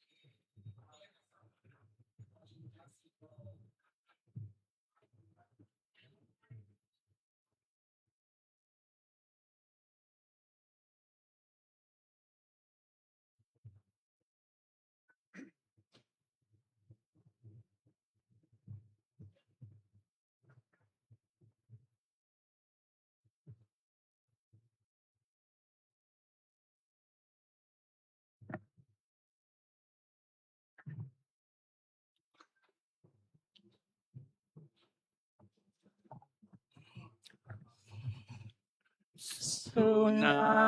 ตุเมพันเตสังโฆอาทิวโรจาสิริวัฒโธจาสัจจวโร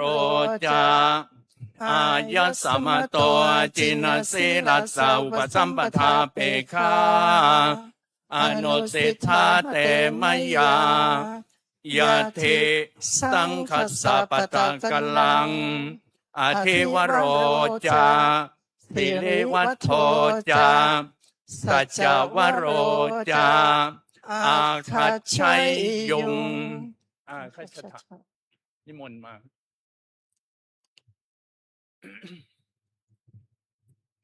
เดินมาภูเขาตัวหน้าสูงแล้วก็เดินเข่าเข้ามา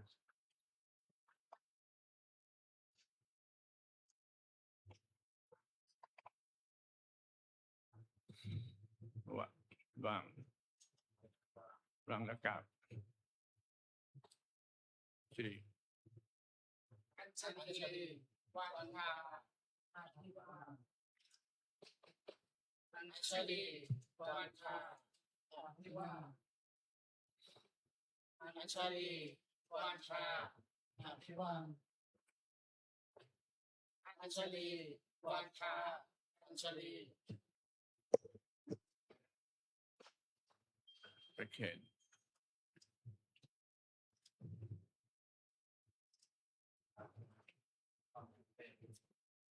สังฆังพันเต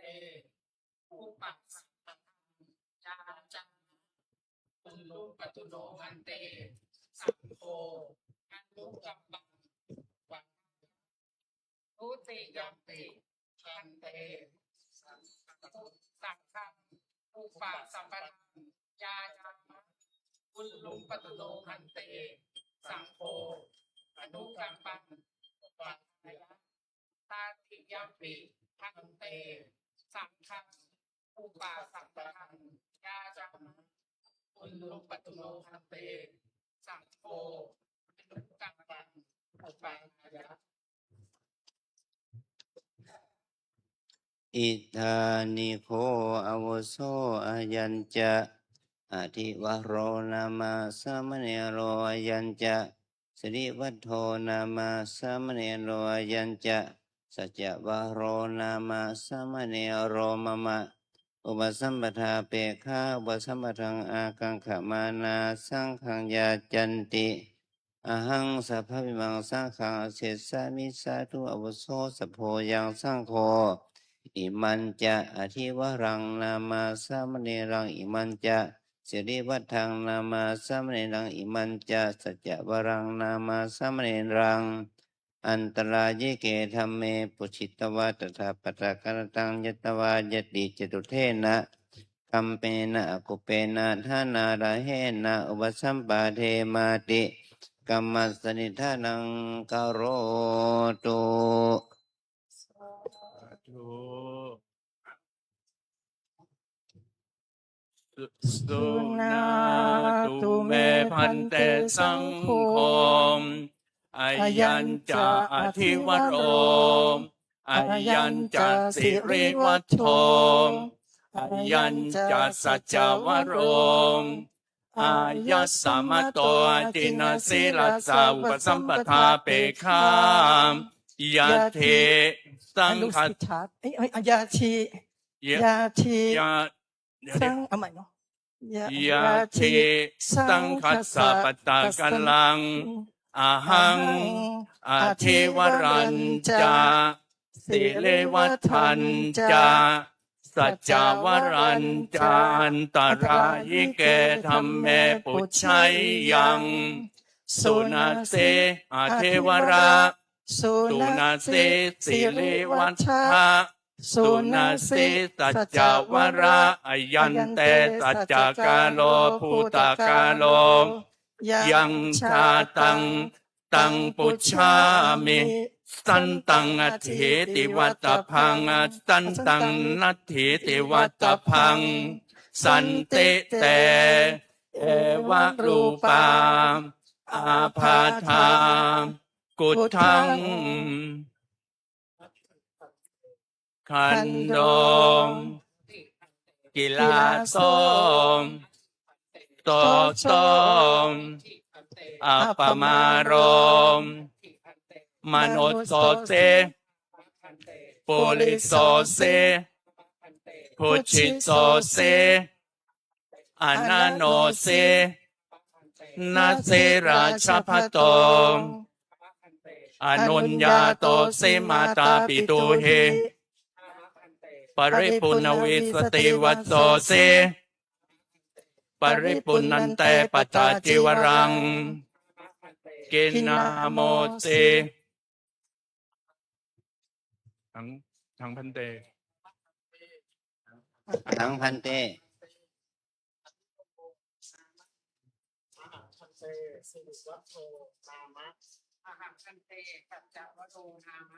โกนามะเตอุปชายโยม ชโยเมพันเตอายสมะอาทินนสีโลนามะ สุนาตุเมพันเตสังโฆมอายัญจาทิวโรมอายัญจาสิริวัฒโธอายัญจาสัจจวโรมอายัสสมโตอาจินาสีลัสสาอุปสัมปทาเปคามปริสุทธานตรายิเกหิธัมเมหิปริปุณามิเมตังปตาจิวรังอาทิวโรจาสิเลวัตโธจาสัจจวโรจาสังฆังอุปสัมปทังยาจันติ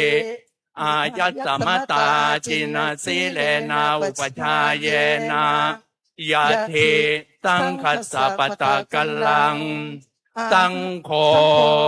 อธิวรัญจาสิริวัฏัญจาสัจจวรัญจาอุปสัมปาทัยยาอายัสสมตาจินาสีเลนาอุปชาเยนะเอตายตติตุนาตุเมพันเตสังโฆอายัญจาทิวโรอายัญจาสิริวัฒโธอายัญจาสัจจวโรอายัสสมโตจินาสีลัสสาอุปสัมปทาเปคาปริสุทธานตรายิเกหิธัมเมหิปริปุณามิเมตังปตาจิวรังอาทิวโรจาสิเลวัตโธจาสัจจวโรจาสังฆังอุปสัมปทังยาจันติอายัสสมตาจินาสีเลนาอุปชาเยนะสังโฆอธิวรัญจาสิเลวัฏัญจาสัจจวรัญจาอุปสัมปาเทติอายัสสมตาจินาสีเลนาอุปชาเยนะยัสสายัสสมโตขมเทอธิวรัสสัจจาสิริวัฏัสสัจจาสัจจวรัสสัจจาอุปสัมปทาอายัสสมตาจินาสีเลนาอุปชาเยนะโส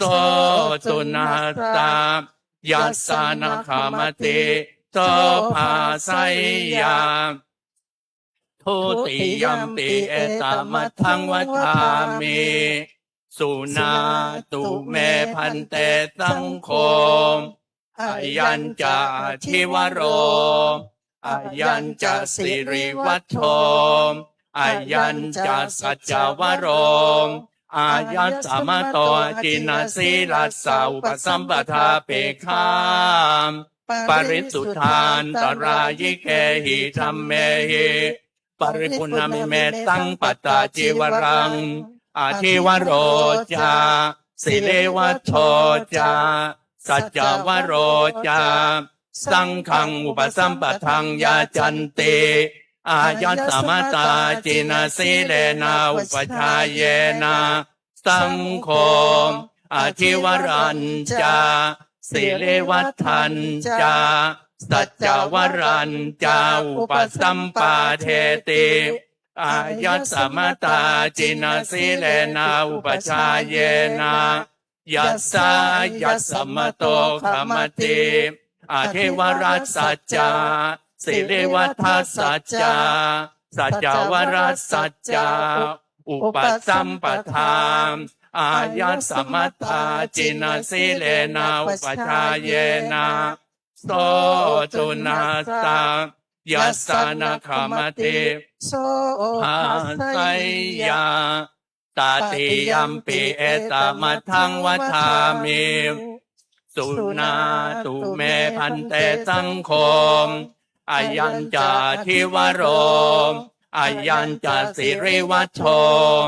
อายัญจาสัจจวโรอายัสสมโตอาจินสีลัสสาอุปสัมปทาเปคามปริสุทธานตรายิเกหิธรรมเมหิปริปุณามิเมสังปตาจิวรังอาชิวโรจาสิริวัชโชจาสัจจวโรจา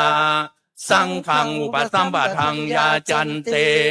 อายัสสมตาจินสีเลนะอุปชาเยนะสังโฆอธิวรัญจาสิริวัชัญจาสัจจวรัญจาอุปสัมปาเทติอายัสสมตาจินสีเลนะอุปชาเยนะยัสสายัสสมโตกมติอธิวรัสสัจจาสิริวัฏสัจจาสัจจวรัสสัจจาอุปสัมปทาอายัสสมตาจินสีเลนะอุปชาเยนะโสตุนาสายัสสานะขมติโสภาสัยยาอุปสัมปันนาสังเคนะอธิวโรจาสิริวัฏโธจาสัจจวโรจาอายัสสมตาจินสีเลนะอุปชาเยนะขมติสังคัสสะตัสสมาตุเนหิเอวะเมตังทารยามิ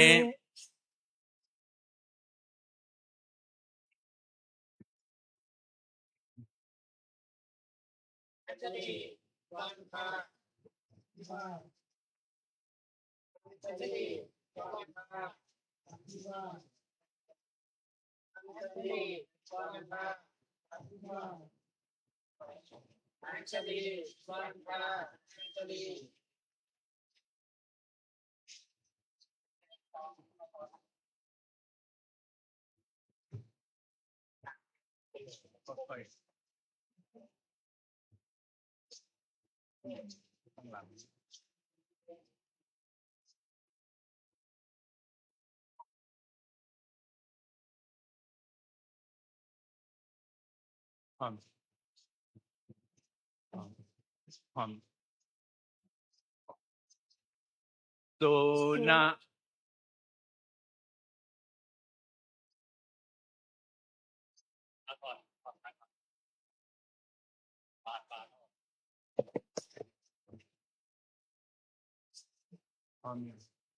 พร้อมหรือยังสุนาตุเมพันเตสังโฆจิตตกโรจาจิระปุญโยจาอายัสสมโตจินสีลัสสาอุปสัมปทาเปคายะเทสังคัสสะปะตะกัลลังอหังจิตตการัญจาจิระปุญญัญจาอนุสาสัยยัง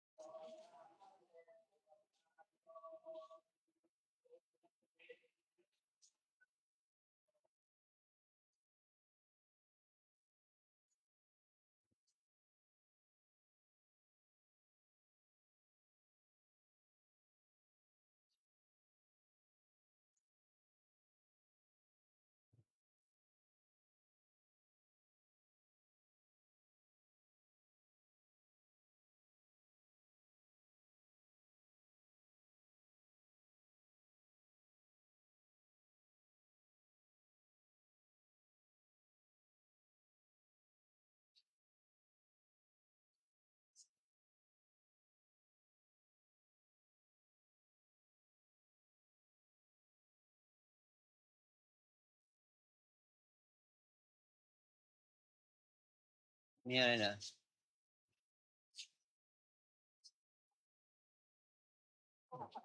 ว่าฉายาเขาไม่ใช่แบบนี้คนนี้จะต้องเป็นศิลปิโยอีกคนจะเป็นผู้นักกระโดดเขาเพิ่งจะมาใช้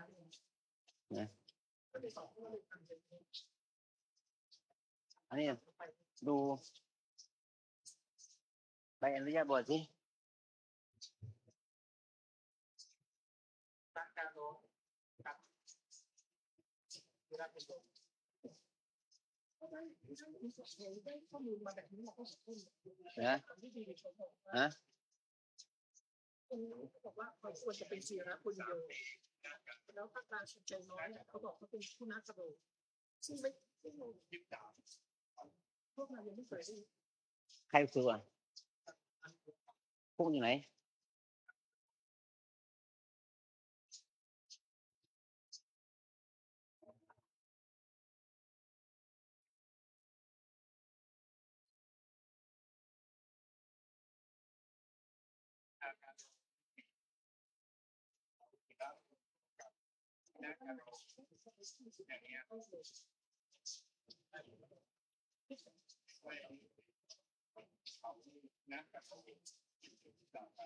มันอยู่ที่อาจารย์ให้ อาจารย์ให้อย่างนี้ก็เอาอย่างนี้เอาตามนี้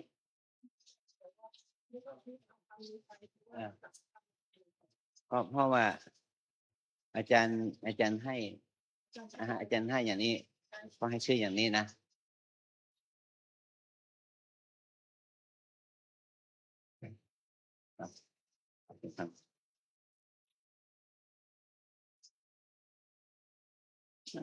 อะไรกันแน่ปุ๊กเนี่ย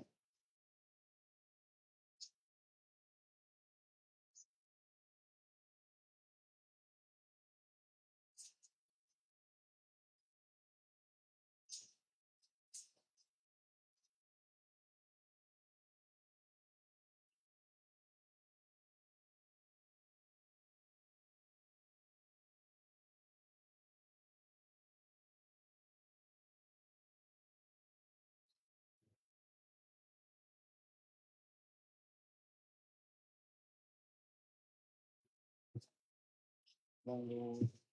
ศึกษาเนี่ย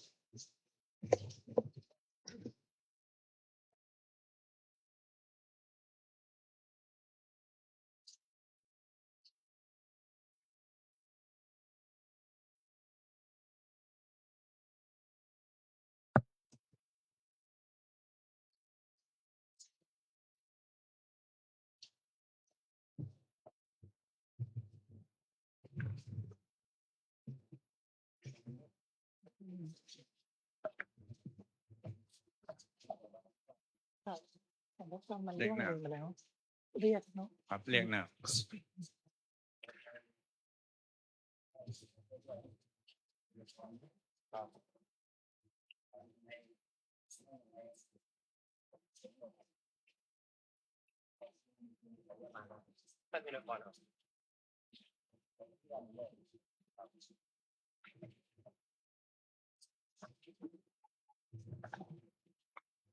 สุนา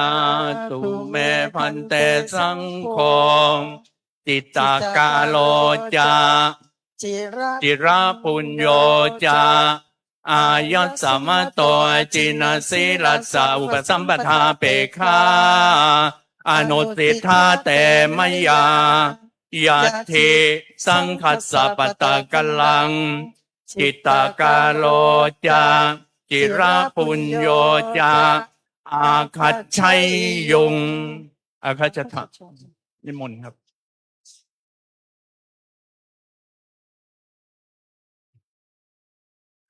เขาเดินเขาเข้ามาตอนนั้นส่ง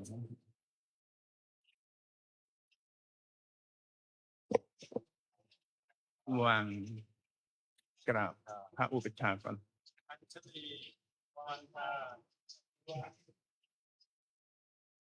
อัญชลีวันทาอาภิวาทอัญชลีวันทาอาภิวาทอัญชลีวันทาอัญชลี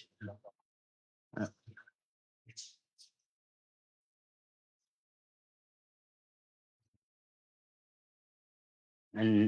ลูกเนนะ การให้ฉายาต้องเอาเป็นไปตามเอกสารที่นี่ไม่ต้องเอาไปตามคำพูดนะเพราะว่าเรามีใบอนุญาตบวชก็ใช้ชื่อฉายานี้ ก็เมื่อเราพระอาจารย์ท่านสวดก็ต้องสวดตามฉายานี้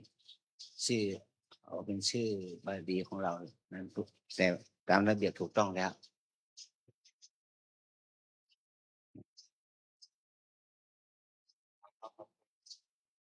สังฆังพันเตอุปสัมปทังยาจามะอุตุปัตโนพันเตสังโฆอนุกัมปังปาทายะพุทธิยัมปิพันเตสังฆังอุปสัมปทังยาจามะอุตุปัตโนพันเตสังโฆอนุกัมปังปาทายะตติยัมปิพันเต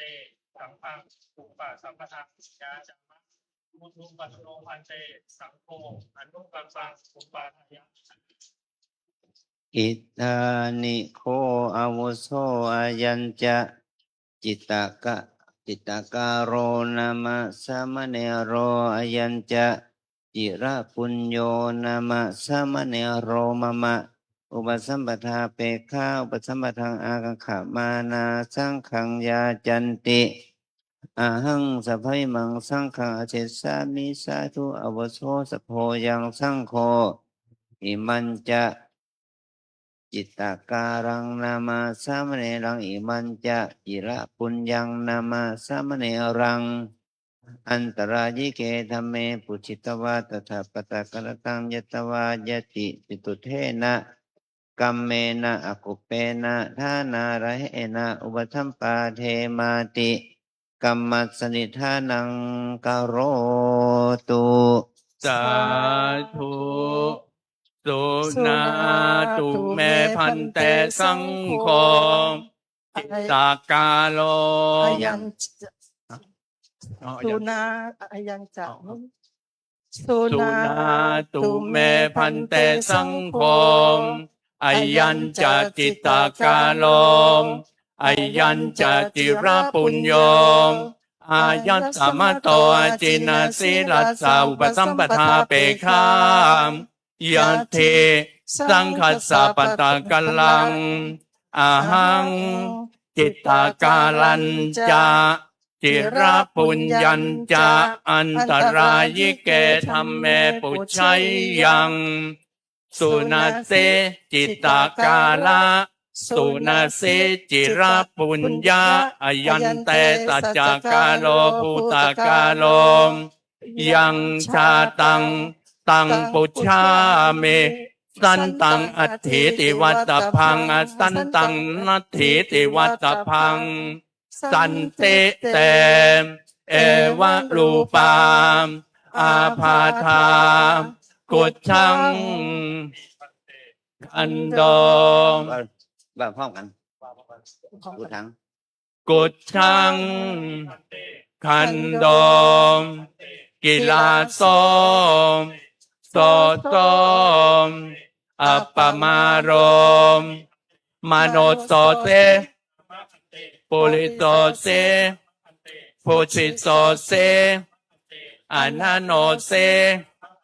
นาเสราชพโตมอนุญญาโตเสมาตาปิตุเห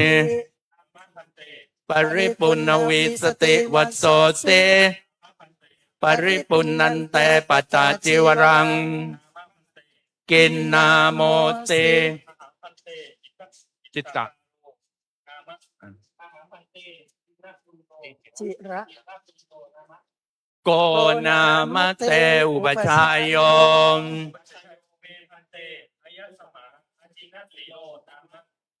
สุนาตุเมพันเตสังคมอายัญจจิตตาการมอายัญจจิระปุญโยมอายัสสามโตอาจินาสีลัสสาอุปสัมปทาเปคาปริสุทธานตรายเกหิธรรมเมหิปริปุณมิเมสังปตาจิวรังจิตตากาโลจา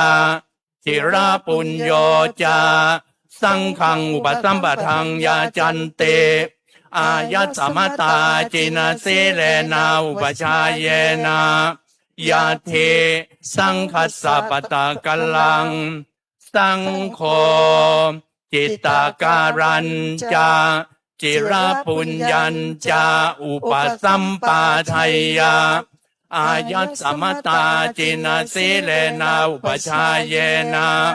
เอตายัตเตสุนาตุเมพันเตสังโฆอายัญจจิตตาการมอายัญจจิระปุญโยม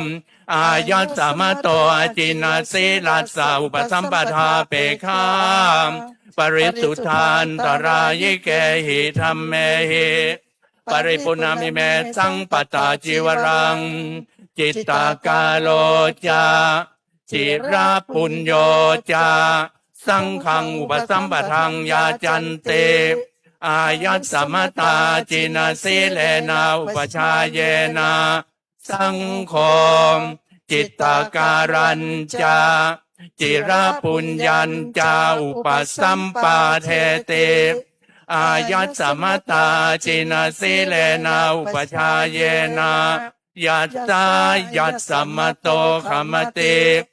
จิตตการัสสัจจาทิระปุญญัสสัจจาอุปสัมปทาอายัสสมตาจินาสีเลนาอุปชายเยนาโสตุนัสสะยัสสนะขมติโสภาสัยยาโทติยัมปิเอตมัทธังวัฏามิสุนาตุเมพันเตสังโฆจิตตากาโลจา อะยังจะ อายัญจจิตตากาโลมอายัญจจิระปุญโยมอายัสสมโตจินาสีลัสสาอุปสัมปทาเปคามปริสุทธานตรายเกหิธรรมเมหิปริปุณมิเมสังปตาจิวรังจิตตากาโลจาจิระปุญโยจาสังฆังอุปสัมปทังยาจันเตอายัสสมตาจินาสีเลนาอุปชายเยนาสังโฆจิตตาการัญจาจิระปุญญัญจาอุปสัมปาเทติอายัสสมตาจินาสีเลนาอุปชายเยนายัสสายัสสมโตขมติจิตตากรัสสัจจาจิระปุญญัสสัจจาอุปสัมปทา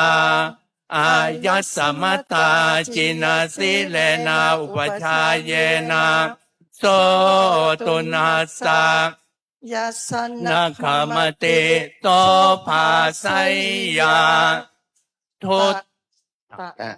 ตาติยัมปิเอตมัทธังมัทธามิสุนาตุเมพันเตสังโฆม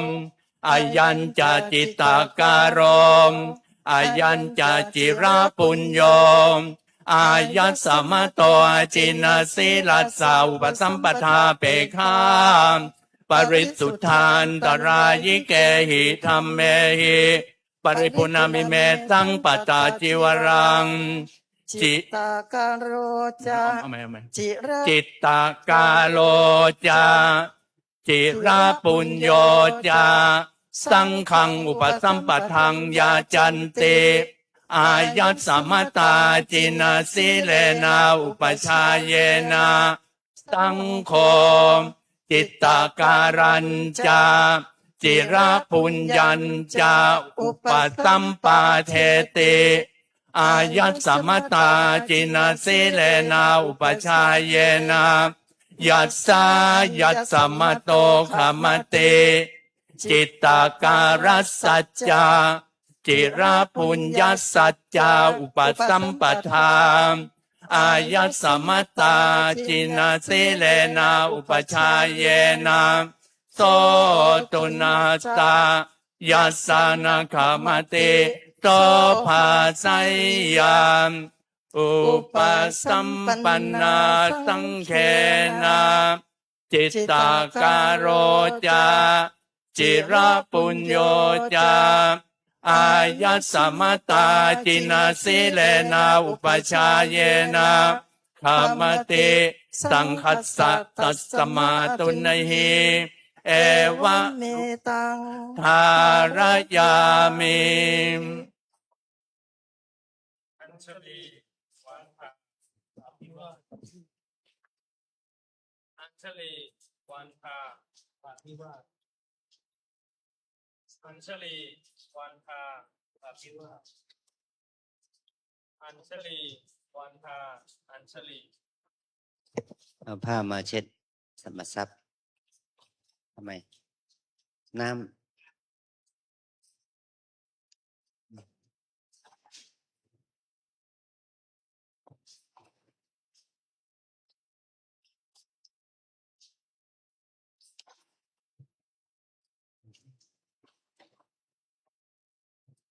ถอนบานออก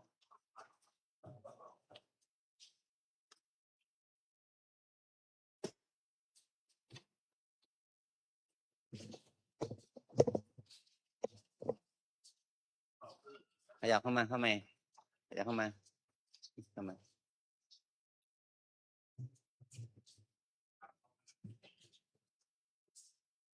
อัญชลีวันภะอัญชลีวันภะอัญชลีวันภะอัญชลีวันภะอัญชลี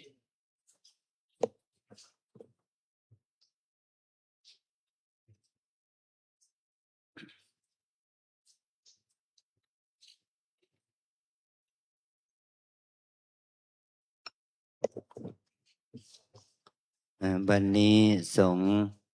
ได้ทำพิธียติจตุรกรรมวาจาให้การอุปสมบทแก่ท่านอธิวโร ท่านเสรีพุทธวัฒโธ ท่านสัจจวโรสำเร็จเป็นวิสุในเวลา 14:34 นาที ให้การอุปสมบทแก่ท่านจิตตการโรและท่านจิราปุญโยสำเร็จเป็นวิสุภาวะ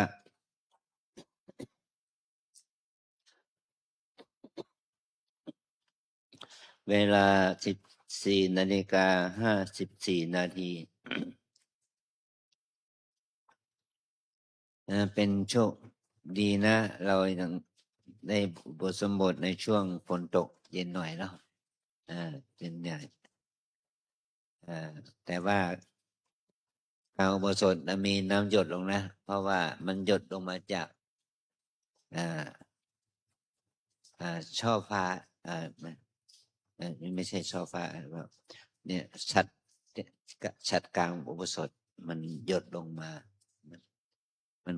ตั้งแต่เริ่มแรกสร้างแล้ว มันช่างแก้ไขไม่ได้ ก็มันต้องมาอาศัยภาชนะ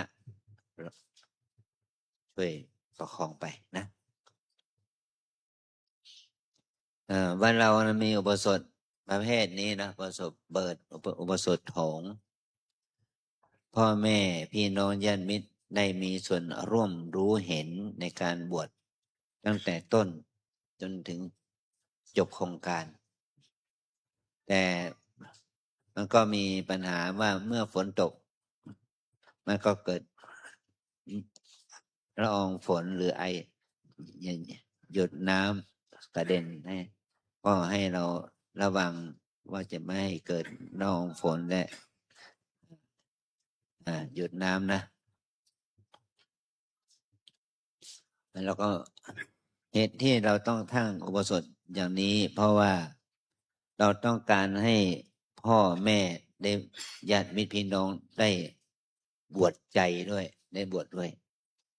พ่อแม่ก็มีความชื่นใจวัดในเชียงใหม่เนี่ย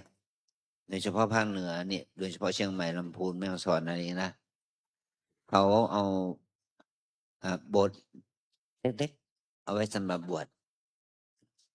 มันก็มีโบสถ์เล็กๆสำหรับบวชแต่พ่อแม่ญาติมิตรพี่น้องไม่เห็นวิธีการบวชไม่เห็นวิธีการบวชของ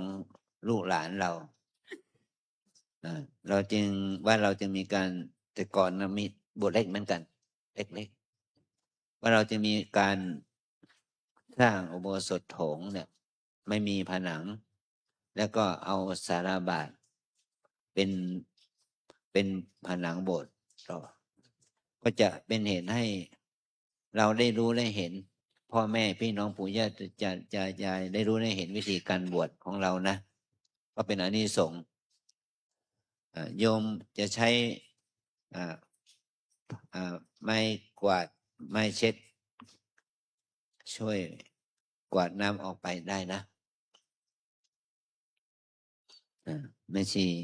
หาไม้กวาดไม้เช็ดให้โยมด้วยแล้ววันนี้พระใหม่เราได้เป็นพระภิกษุโดยสมบูรณ์แล้วองค์พระสัมมาสัมพุทธเจ้าได้ทรงบัญญัติไว้ว่าพระอุปัชฌาย์จะต้องสอนภิกษุผู้บวชใหม่ให้รู้จักทำ8ประการธรรมะ8ข้อข้อที่ควรทำมี4ข้อข้อที่ไม่ควรทำมี4ข้อข้อที่ควรทำเราเรียกว่ากรณียกิจที่ควรทำบางทีเราเรียกว่านิสัย4ข้อนิสัยแปลว่าสิ่งที่ต้องทำเป็นประจำมี4ข้อ1ภิกษุบวชแล้วเราจะต้องทิ้งอาชีพเก่าอาชีพเดิมของเราจะต้องเลี้ยงชีพได้โดยการบิณฑบาตเราเลี้ยงชีพด้วยอาหารบิณฑบาตพ่อแม่พี่น้องจะเป็นเศรษฐีมีทรัพย์อะไรก็ตามแต่ก็ต้องมีเอาอาหารมาใส่บาตรให้เราฉันเนี่ยเราต้องมีอาหารบิณฑบาตที่ว่าเราตอนเพลเราก็ต้องไปตักอาหารใส่บาตรครบฉันอันนี้เป็นข้อวัดของพระภิกษุที่บวชจะอยู่ในฐานะเป็นผู้ที่บวชนั้นเป็นพระราชาก็ตามเป็นเศรษฐีก็ตามเป็นข้าบดีพระมั่งคั่งก็ตามเป็นกษัตริย์พราหมณ์แพทย์สูตรอะไรอย่างนี้นะเป็นจาจกคนเข็นก็ต้องทำหน้าที่เดียวกันคือบิณฑบาตเลี้ยงชีพนะเป็นกิจที่เราควรท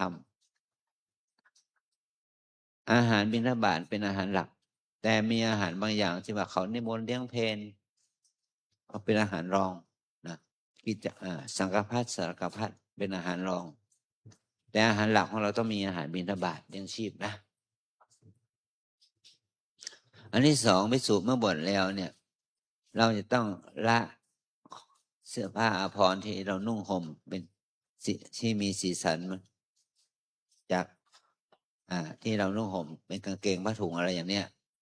เรามานุ่งห่มเนี่ย ผ้าภาษาพัดไตรจีวรไตรแปลว่าสามจีวรเครื่องนุ่งห่มเครื่องนุ่งห่ม3 ผืน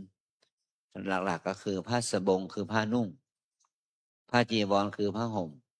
ผ้าสังฆติคือผ้าห่มคลุมหรือผ้าพาดไหล่เราเนี่ย3 ข้ออันนี้แล้วก็มีบริขารเสริม มีผ้าอังสะที่เราสวมครั้งแรก แล้วก็มีผ้าประโคตเอวเข็มขัดผ้าประโคตเอว แล้วเดี๋ยวนี้เรามีเพิ่มอีก1ก็คือผ้ารัดอกผ้ารัดอกเราเนี่ยอย่างนี้นะแต่มันเป็นผ้าบริขารเสริม แต่ผ้าบริขารหลักก็มีจีวรผ้านุ่งผ้าห่มสบงผ้านุ่งสังฆติผ้าห่มคลุมหรือผ้าพาดไหล่นะ3 ข้อ3 หลักเนี่ย เราต้องมีผ้านี้เราจะหาได้จากไหน จากกองหยาย่อยเอามาซักเอามาเย็บมาย้อม แล้วก็เอามานุ่งห่มหรือแม้แต่เอามาจากซากศพคนตายเขาเอา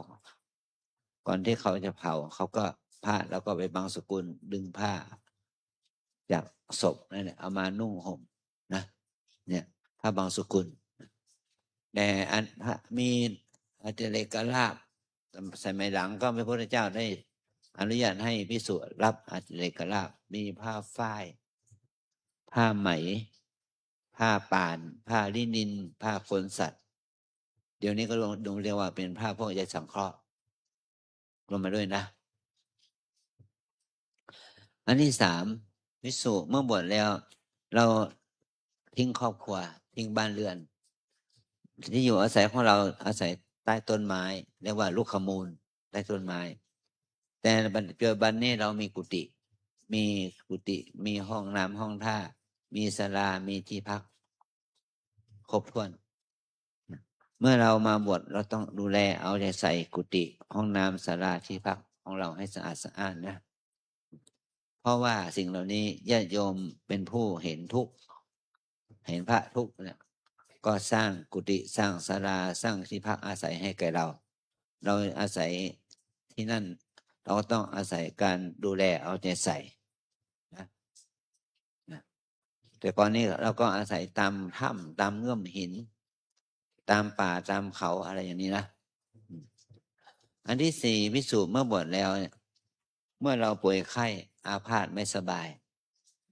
ต้องสัญญายาที่เราจะฉันแก้โรคภัยไข้เจ็บคือสัญญาดองด้วยน้ำมูดเน่ายาดองด้วยน้ำมูดเน่าคือยาที่ดองด้วยน้ำปัสสาวะเนี่ยยาแล้วก็เอาใส่สมอมะขามป้อมอะไรอย่างนี้นะเอาดองแล้วก็เอามากินเป็นยาแต่เมื่อเรามีญาติโยมศรัทธาเอายาพิเศษให้เรากินก็ได้อยู่คือพวกเนยใสเนยข้นน้ำมันน้ำผึ้งน้ำอ้อยแต่ปัจจุบันนี่เราก็อนุโลมไปตามโรคปัจจุบันยาเคมียาเคมียาไทยยาแผนไทยแผนจีนอย่างเนี้ยยาเคมีพันอย่างนี้นะที่อย่างนี้เราทำได้แน่นอนคืออย่างเดียวคือบิณฑบาต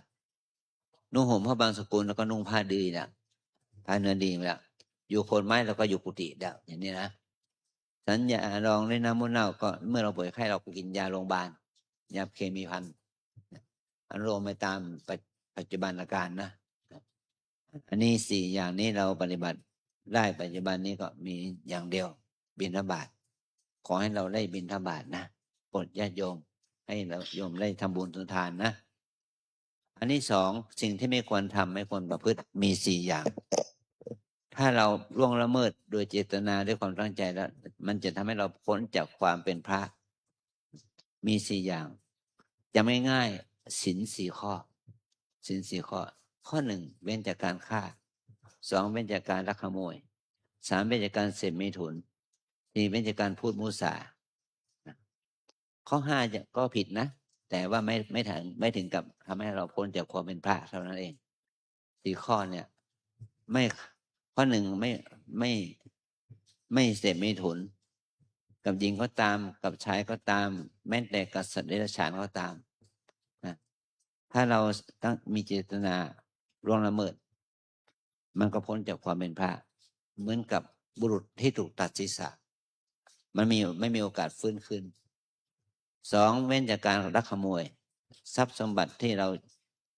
ไม่ใช่ของเราอ่ะมันจะเป็นของที่มีมูลค่าเท่ากับ1 บาทมาตราเงิน ถ้าเรามีเจตนาลักขโมยก็จะทำให้เราพ้นจากความเป็นพระ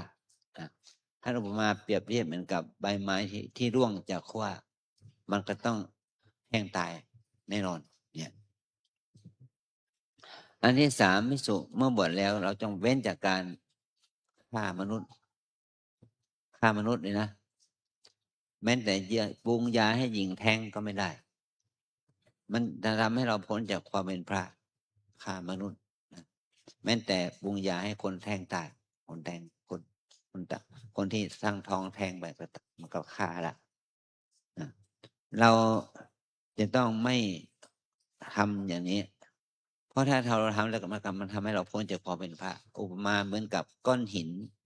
ที่แตกออกจากกันแล้วมันไม่สามารถเชื่อมเข้ามาเป็นมีหินก้อนเดียวกันโดยธรรมชาติได้นะอันที่สี่วิสุบทแล้วนี่ก็เว้นจากการพูดมุสาคำพูดมุสาที่ทำให้เราพ้นจากความเป็นพระไม่ใช่มุสาธรรมดามุสาพิเศษเรามีความคิดที่ไม่ดีอวดอ้างตัวเองว่าเป็นผู้มีฤทธิ์ตาทิพย์หูทิพย์ระลึกชาติได้หายตัวได้อะไรอย่างนี้นะเราได้มรรคได้ผลได้นิพพานได้ฌานได้อภิญญาอย่างเนี้ยแต่เราไม่ได้แต่เราไปอวดเขาว่าเราได้อันนี้ก็เป็นเหตุให้เราพ้นจากความเป็นพระนะเนี่ยนะท่านอุปมาเหมือนกับว่าต้นตาลยอดมันด้วนมันย่อมไม่งอกขึ้นแทนยอดที่มันด้วนไปก็จะเป็นเหตุให้เรานั้นพ้นจากความเป็นพระได้นะ4 ข้อเนี่ยจำไว้ง่ายว่าศีล4 ข้อลูกนะ4 ข้อเนี่ยคือจะทำให้เรานั้นเมื่อเรามาปฏิบัติมาบวชเนี่ยเราต้องมาปฏิบัติตามหลักของศีลสมาธิปัญญาการปฏิบัติภาวนาที่เราได้ฝึกเนี่ยทางวัดเราจะสอนเรื่องการเจริญสติปัฏฐาน4เรื่องของการพัฒนาศีลสมาธิปัญญามันจะทำให้จิตใจเราสงบขึ้นมีความรู้ความเข้าใจธรรมะทางเหล่านี้จะทำให้เราดีขึ้นบุญกุศลก็จะเป็นบุญกุศลแก่เราและนอกจากนั้นจะเป็นบุญกุศลให้แก่พ่อแม่พี่น้องปู่ย่าตายายญาติสนิทมิตรสหายเราจะได้ทำบุญโดยการภาวนาทำวัดสวดมนต์ปัดกวาดเช็ดถูหน้าที่ของเราคือต้องฝึกบุญภาวนานะ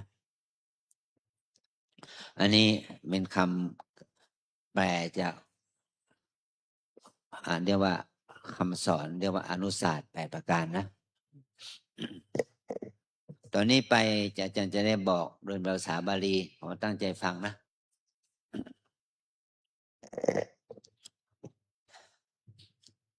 อนัญญาสิโฆภะคะวาอุปสัมปะเทตวาจัตตารโอนิสเยจัตตาริจะอาการณิยานิอาจิกิตุงบินดิยาโลภโภชนังนิสายะปปปชาตัทธาโวยวะชีวังอุสาโหกรณิโยอติเรกราโภสังฆปตังอุเทสปตังนินมันตนังสระกปตังปักกังอุโบสถิกังปาติปาทิกังปังสกุราจีวรังนิสายะปปชาตัทธาโวยวะชีวังอุสาโหกรณิโยอติเรกราโภโคมังกปาสิกังโกสยังกัมปรังสานังพังคังรุขะมูลาเสนาสนังนิสยะปปชาตัทธาโวยวะชีวังอุสาโหกรณิโยอติเรกราโภวิหารโรอัฏฐโยโคปาสาโทหามิยังคุหาปุติมุตตะเพสัชังนิสยะปปชาตัทธาโวยวะชีวังอุสาโหกรณิโยอติเรกราโภสปินวนีตังเตดังมัทุภานิตังอุปสัมปันเนนะภิกขุนาเมตโนธัมโมบันนะปฏิเสวิตโพนธรรมโสติราชานกตายาปิโยภิกขุมิตนังธรรมังปฏิเสวติอสัมมโนโหติอสกยาปุตติโย สยถาปินามาปุริโสสิสัชชินโนอโพเทนะสริดัปปเทนะชีวิตุงเอวามิวะเวกุเมตุนังธรรมังปริเสวิตวาอาสมโนโหติอสกยาปุติโยตังโบยวะชีวังอกรณียังอุปสัมปันเนนะภิกขุนะอาทินังอสังกตังอาทินังอาทินังทยาสังกตังนาฏอาภันตมัสโสตินัสสรากังอุปทายะโยเบโขปาทังวาปาทาราหังวาอัตตเลกปาทังวาอาทินังทยาสังกตังนะอาทิยติอัสสมโนโหติอสกยาปุติโยสยถาปินามะปันดุปราโสพันธนาปมโตอโปหริตายะเอวะมิวะเวขุปาทังวาปาทาราหังวาอัตตเลกปาทังวาอันตังทยาสังกตังอธิจิตวาอสัมโนโหติอสกยาปุติโยตังโบยวะชีวังอกรณียังอุมาสัมปันเนนะภิกขุนาสันติจจปาโนชีวิตานะบโรเปตะโพธรรมโสกุณฑกิปิริกังอุปารายะโยเบกุสันติจจมนุสสะวิหังชีวิตาบโรเปติอันตมโสขัปปะปะนังอุปารายะอสัมโนโหติอสกยาปุติโยสยถาปินามะตาโลมปุรุสิราทวิทาปินาอปดิสันนิกาโหติเอวะเมวะเวกุสันนิจจมนุสสะวิกหังชีวิตาวโรเปตวาอาสัมโนโหติอสกยาปุติโยตังโมยวะชีวังอกรณียังอุปสัมปันเนนะภิกขุนาสันนิอุตริมนุสธรรมโมนะอุรบิตโพนมัสโสสุญญาคาเรอภิรามามิติโยเบกุปาปิโชอิชาภคตัวสันตังภูตังอุตริมนุสนามังอุรปติชานังวาวิโมกขังวาสมาธิงวาสมาปฏิงวามัคขังวาพลังวาอาสมโนโหติอสกยาปุติโยสยถาปินามะตาโลมันตกะชินโนอภปุณวิรุณยาเอวะเมวะเวกุปาปิโชอิชาภคตัวสันตังภูตังอุตริมนุสนามังอุรปิตวะอาสมโนโหติอสกยาปุติโยตังโมยวะชีวังอกรณียันติอเนกะปริยาเยนะโคปนาเตนะภควตาชนะตาปัสสตาระหตาสัมมาสัมพุทเทนะสีลังสมรักขาตังสมาธิสมรักขาโตปัญญาสมรักขาตายาวะเทวตัสสะมัทนิมนัสสะปีปัสสะอริยสมุขตัสสะวัตถุปเชตัสสะตัณหกตัสสะวิราคัสสะนิโรธัสสะนิพพานัสสะสัจจิกิริยายะตัทธาสีดาปัจจายโทสมาธิมหาพโลโหติมหานิสังโสสมาธิภวิทาวิตาปัญญามหาพลาโหติมหานิสังสาปัญญาปัจจาวิตังจิตังสมาเทวะอาสเมหิวิมุจจติสยทิทังกัมมาสวาภวาสวาวิสาสวาตัสมาติหาโวยมาตมิหิงตถาคตปเวทิเตธรรมบินเยสักจังอธิสรขาสกิตภาอธิจิตตสิกขาสกิตภาอธิปัญญาสิกขาสกิตภาตถาปมาเทนะสัมปาเทตพัง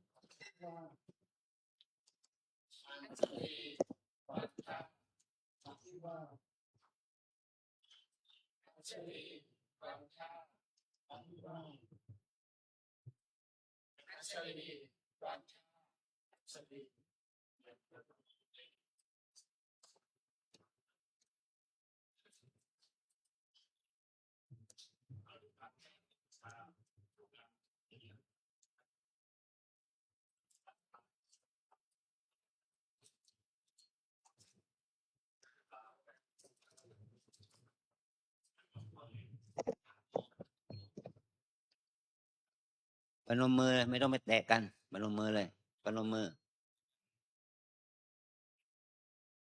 สัพเพปะนะภะคะวะเตนะสัพพะปะตา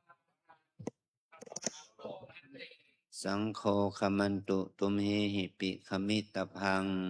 สมาธิ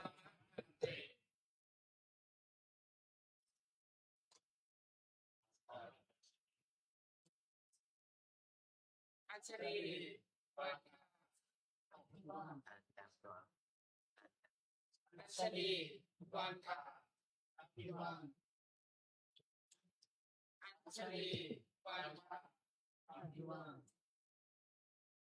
อัญชลีวันทาอัญชลี ประกาศฉายาบัตรลำดับที่104ถึง108ประจำปีพุทธศักราช2569สัมพุทธัสสะปรินิพพานโตปรังเบื้องหน้าแต่พุทธปรินิพพานพระพุทธศาสนายุการล่วงแล้วได้2,569 พรรษาปัจจุบันสมัยวันที่21เดือนมิถุนายนตรงกับวันอาทิตย์ขึ้น8ค่ำเดือน8ปีมะเมียประชุมพระสงฆ์15รูปณพัทสีมาวัดร่ำเปิงตะโปธารามอำเภอเมืองจังหวัดเชียงใหม่พระภาวนาธรรมาภิรัตน์วิปัสสนาธุระวัดร่ำเปิงตะโปธารามเป็นพระอุปชาพระมหาธีรชัยทัตตสิริวัดร่ำเปิงตะโพธาราม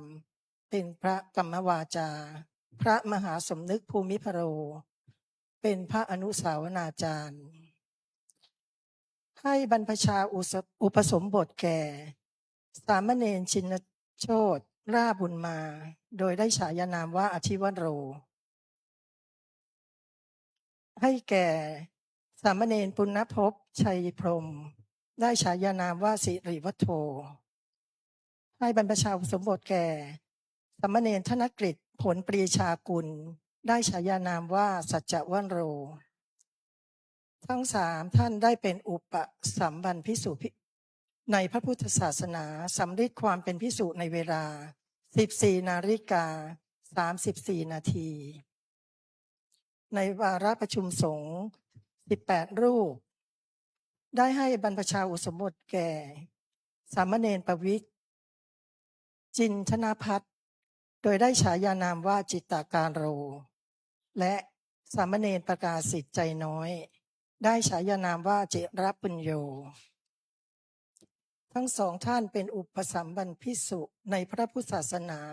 สำเร็จความเป็นภิกษุในเวลา 14:52 นาทีขอทุกท่านจงเจริญด้วยศีลสุตตาธิคุณและทีฆายุสุขสิริสวัสดิ์งอกงามไพบูรณ์ในพระบวรพุทธศาสนาทุกทิวาราตรีการเทินลงนามโดยท่านพระอุปชาพระภาวนาธรรมาภิรัตน์พระวิปัสสนาธุระ เตอาทาลาทาเวตาเวรุณหาทุสาสนเนอโรคาสุขิตาโหทัสสหัสสะเพหิยาติภิ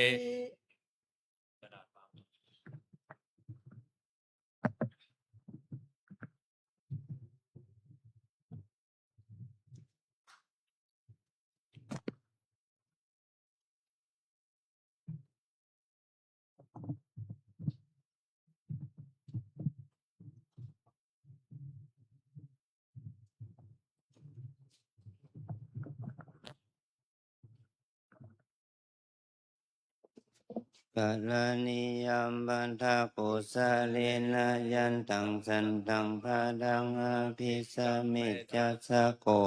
ชุจะสุวะโจสัสสะโมโทอานาทิมานิสันตุสะโกจะสุภาโล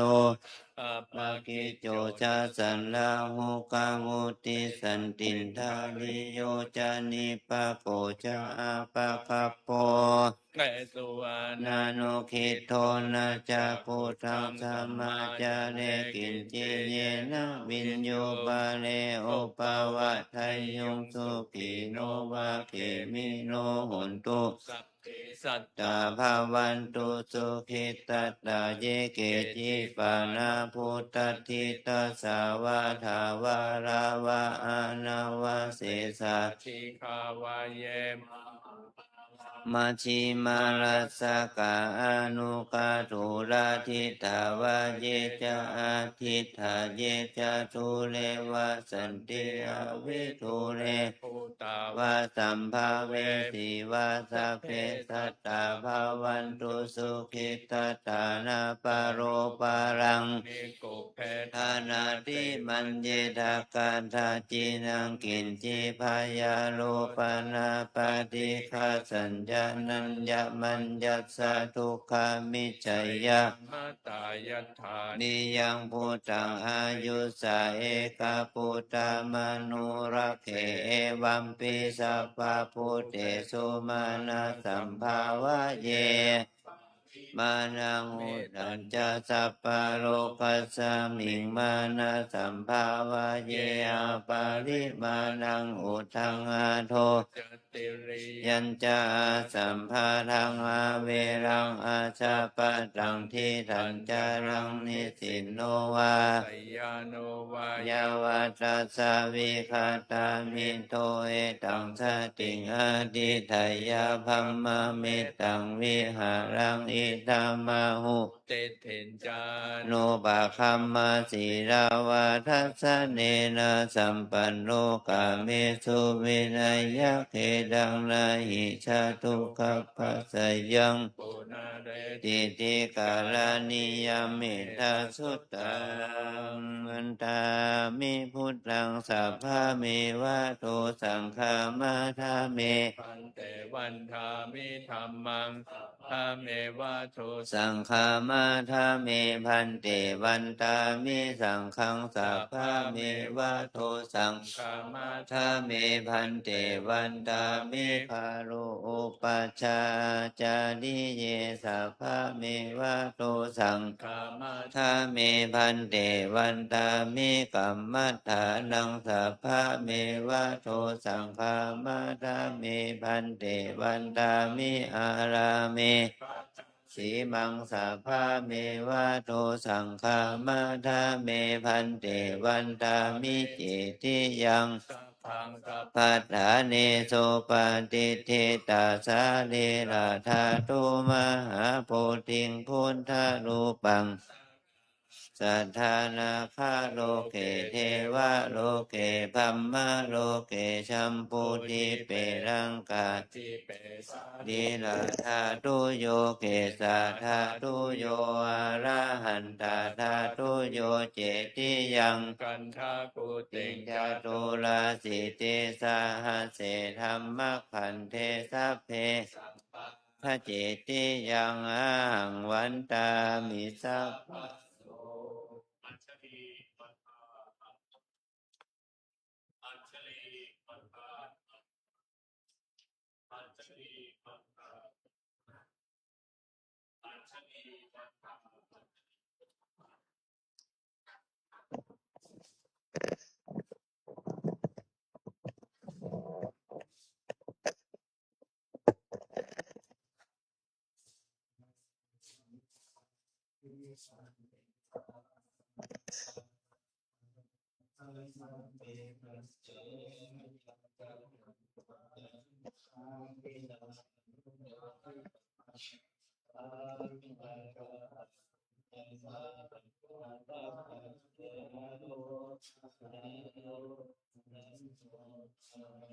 จัตตารโอธรรมาวัฏันติอายุวันโนสุขังพะลัง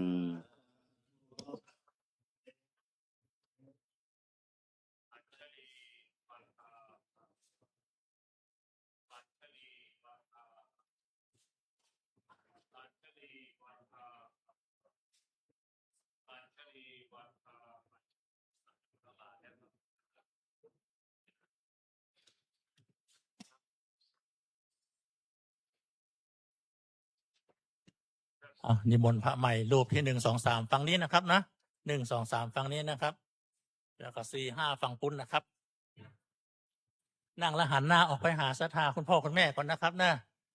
คณะศรัทธาญาติของพระใหม่นะครับนะ แต่ละท่านแต่ละญาติโดยเฉพาะสุภาพบุรุษช่วยกันประเคนน้ำถวายน้ำพระใหม่ด้วยนะครับเนี่ยถ้ามีประจายจะดีนะครับนะ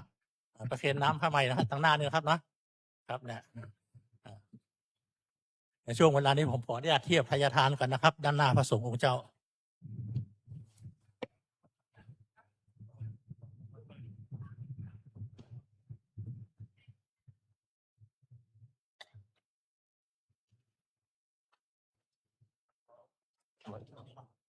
ไว้เหรอ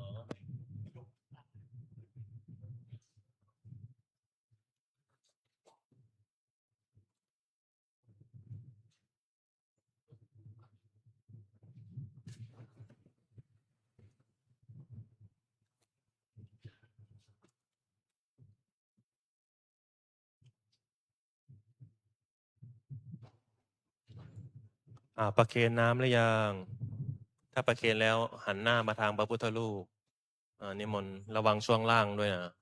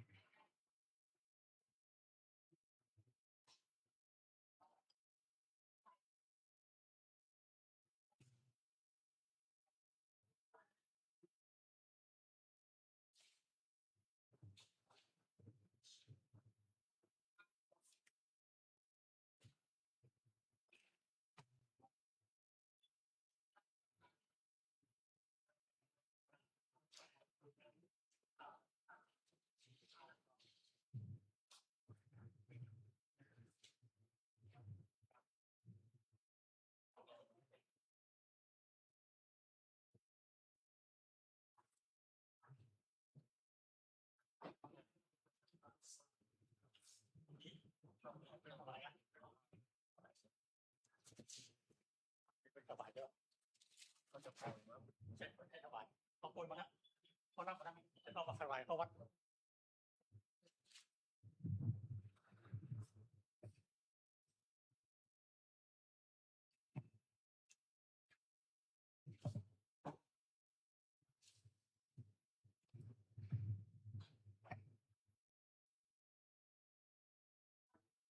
รอสักกรรมเนาะพระอุปชากำลังลงไปธุระ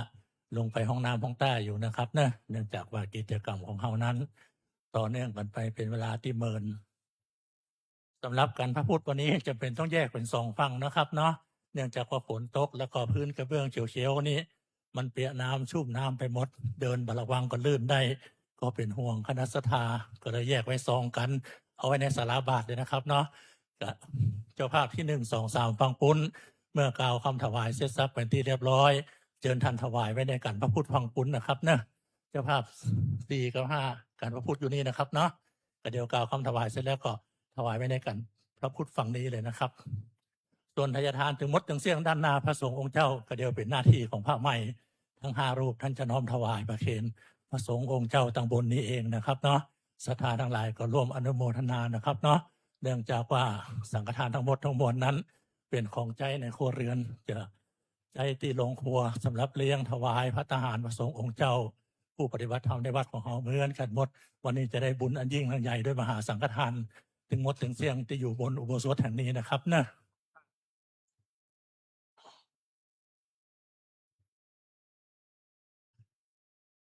บัดนี้พระอุปชฌาย์มาถึงพร้อมแล้วนะครับเชิญศรัทธาสาธุชนทุกท่านรวมทั้งพระใหม่นะครับประนมมือขึ้นด้วยนะครับหันหน้าไปด้านพระสงฆ์องค์เจ้าอันมีพระอุปชฌาย์เป็นหลักเชิญท่านทั้งหลายกล่าวคำบุพภาคาถาตั้งนะโมถวายตาน3 จบพร้อมกันณบัดนี้ นะโมตัสสะภะคะวะโตอะระหะโตสัมมาสัมพุทธัสสะนะโมตัสสะภะคะวะโตอะระหะโตสัมมาสัมพุทธัสสะนะโมตัสสะภะคะวะโตอะระหะโตสัมมาสัมพุทธัสสะเชิญกล่าวตามผมนะครับ อิมานิ อิมานิ มะยังพันเต มะยังพันเต จตุปัจจยาทีนิ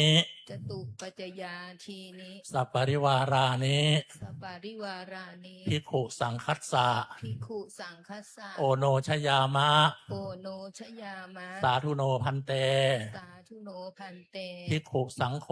ภิกขุสังโฆ อิมานิ อิมานิ จตุปัจจยาทีนิ จตุปัจจยาทีนิ สัปปริวารานิ สัปปาริวารานิ ปฏิคันหาตุ ปฏิคันหาตุ อัมหากัง อัมหากัง ทีครตัง ทีคารตัง หิตายะ หิตายะ สุขายะ สุขายะ ข้าแต่พระพิสุสงฆ์ผู้เจริญ ข้าแต่พระภิกษุสงฆ์ผู้เจริญ ข้าพเจ้าทั้งหลาย ข้าพเจ้าทั้งหลาย ขอน้อมถวาย ขอน้อมถวาย จตุปัจจัย จตุปัจจัย ไทยธรรม ไทยธรรม พร้อมบริวารทั้งหลายเหล่านี้ พร้อมบริวารทั้งหลายเหล่านี้ แก่พระพิสุสงฆ์ แก่พระภิกษุสงฆ์ ขอพระพิสุสงฆ์ ขอพระภิกษุสงฆ์ โปรดจงรับ โปรดจงรับ จตุปัจจัย จตุปัจจัย ไทยธรรม ไทยธรรม พร้อมบริวารทั้งหลายเหล่านี้ พร้อมบริวารทั้งหลายเหล่านี้ ของข้าพเจ้าทั้งหลาย ของข้าพเจ้าทั้งหลาย เพื่อประโย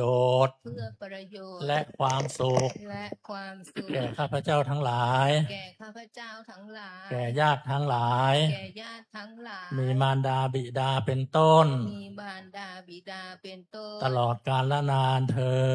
ลอด น กาลและนานเถิ สา ด ธุ เชิญตัวแทนท่านเจ้าภาพน้อมถวายประเคนในกันพระพุทธก่อนนะครับเนาะถวายวางไว้บนพานเลยนะครับเนะเจ้าภาพที่1 2 3ฝั่งปุ้น4 5ฝั่งนี้นะครับเนาะถวายไว้ในพานเลยครับ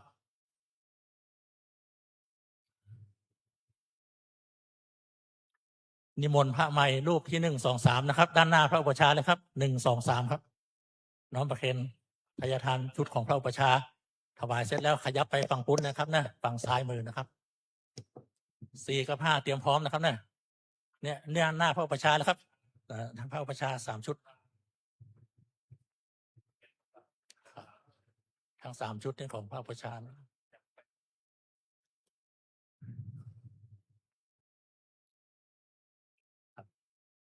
4 กับ 5ลุกเลยครับ4 กับ 5ลุกเลย1 2 3ขยับไปฟังพุ่น4 กับ 5ไปเลยฮะยกเอาเททานของท่านไปเลยฮะโยก็ได้นะท่านนักก็โยไปเลยครับผมครับผมครับไปครับแล้วก็ขยับมาฝั่งนี้4 กับ 5ถวายฝั่งนี้หมดเลยฮะฝั่งนี้หมดเลย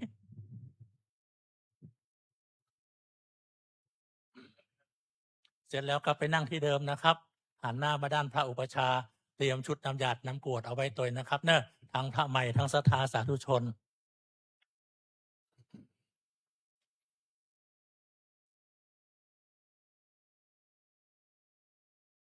เตรียมชุดน้ำหยาดน้ำกรวดไว้นะครับพระใหม่ย้ายน้ำกรวดมาด้านหน้าเลยนะครับเนาะรับฟังสัมโมทนียกถาและอนุโมทนากถาจากพระอุปชฌาย์ครับ ทำไมตลอดถึงคุณพ่อคุณแม่ปู่ย่าตายายญาติมิตร และสัมพันธชนญาติโยมที่รู้จักคุ้นเคย วันนี้เราได้ทำบุญบวชพระพระใหม่ท่านบวชตัวท่านเอง ท่านได้บุญเฉพาะตัวของท่าน แต่ว่าพวกเราไม่ได้บวชเนี่ยเราจะต้องหาอุบายให้ตัวเองได้บุญนะกับพระใหม่ โดยเฉพาะญาติโยมถวายเครื่องปรุงอาหารเครื่องปรุงของแห้งข้าวสารอาหารแห้งรวมไปถึงปัจจัยทายธรรมเนี่ยมันเป็นบุญที่เราจะได้จากการบวชพระใหม่นะเราได้บุญทานถวายของเหล่านี้มันเป็นคุณแก่พระใหม่ทุกรูปที่มาบวชเป็นคุณแก่พระ เก่าแม่ชีญาติโยมบาสุบาสิกาที่ได้มาประพฤติปฏิบัติธรรม เพราะว่าสิ่งเหล่านี้มันก็เป็นอาหารให้แก่ผู้ที่มาอยู่ปฏิบัติพระใหม่ก็ต้องอาศัยอาหารดำรงธาตุขันธ์ในขณะที่บวชเป็นพระ นี่คืออานิสงส์แห่งการที่เราได้ถวายทานนะ แก่พระสงฆ์ในโอกาสที่ลูกหลานเรามาบวชเนี่ย โดยเฉพาะคุณพ่อกับแม่เจ้าภาพก็ได้ถวายบาตรจีวรให้แก่พระใหม่ พระอานิสงส์บุญนี้มันก็จะเป็นอุปนิสัยปัจจัยให้แก่พวกเราทั้งหลายนะ เราจะได้มีบุญความดีงามจะได้เกิดขึ้นกับเราแม้ว่าชาตินี้เราไม่ได้บวชชนะก่อนเนาะบวชชนะอธิษฐานบวชนะให้บวชได้บวชนะเนี่ยเราก็จะได้บวชตัวเราเองนะด้วยการมาบวชจิตวันนี้มาบวชจิตบวชใจพระใหม่มาบวชกายและบวชใจทั้งสองถือว่าได้อานิสงส์ได้บารมีอันเลิศได้เนกขมะบารมีได้ศีลบารมีได้ฐานะบารมีเป็นต้นพลังบุญนี้เราไม่ได้ตะหนีไว้คนเดียวเนาะแผ่ไปให้พ่อแม่ปู่ย่าตายายเทพเทวาอารักษ์พ่อเกิดแม่เกิดเจ้ากรรมนายเวรทั้งหลายให้ท่านเราทั้งหลายเหล่านั้นได้ร่วมอนุโมทนาบุญกับเราด้วยนะขอให้เรานั้นได้ตั้งจิตอธิษฐานแผ่บุญกุศลไปถึงพระราชชนนีพันปีหลวงและเจ้าฟ้าพัสรกิติยาภาที่พระองค์ได้เสด็จสวรรคตและสิ้นพระชนม์ไปแล้วถวายเป็นมิ่งบุตรกิจเป็นมิ่งขวัญบูชาแด่สมเด็จพระสังฆราชของที่พระองค์ได้จะมีพระชนอายุครบ99 พรรษาขอพลังบุญนี้จะเป็นอานิสงส์ให้แก่พระองค์ท่านและพวกเราด้วยขอให้มีความสุขความเจริญในธรรมาปฏิบัติหน้าที่กิจกรรมการงานทั้งหลายขอให้เราได้เป็นที่รักที่เมตตาต่อเรามนุษย์เทวดาทั้งหลายสืบต่อไปตอนนี้ไปขอให้พระใหม่ได้เยี่ยมยมกวาดน้ำอุทิศนะ เตรียมกรวดน้ำนะครับทั้งพระใหม่ทั้งศรัทธาสาธุชน ยะถาวาริวหาปุราปาริปุเรนติสาคารังเอวะเมวะอิโตตินังเปตานังอุปกัปปติอิชิตังปฏิตังตุมหังคิปะเมวะสมิจฉตุสัพเพปุเรนตุสังคปาจันโทปนะระโสยะถามณิโชติระโสยะถาติโยวิวันชันตุสัมภโรโควินัสเดภวันวันตรายโยสุขีทีขายุโกอภิวันทนาสีเลสนิจังจันตารโอธรรมวันทันติอายุวันโนขังปาลังเตอันทลันทาสุขิตาวิรุณหาพลทัสสะสะเนคาสุขิตาโหทัสสะหัสสะเพหิยาติบิภวตุสัมภมังคลังรักตุสัมภเทวตาสัพพพุทธานุภาเวนัสสัทธาทิภวันตุเตภวตุสัมภมังคลังรักตุสัพพ พัทเทวตา สัพพธรรมานุภาเวนัสทธาโสต เส ภวันตุเตภวตุสัพพมัง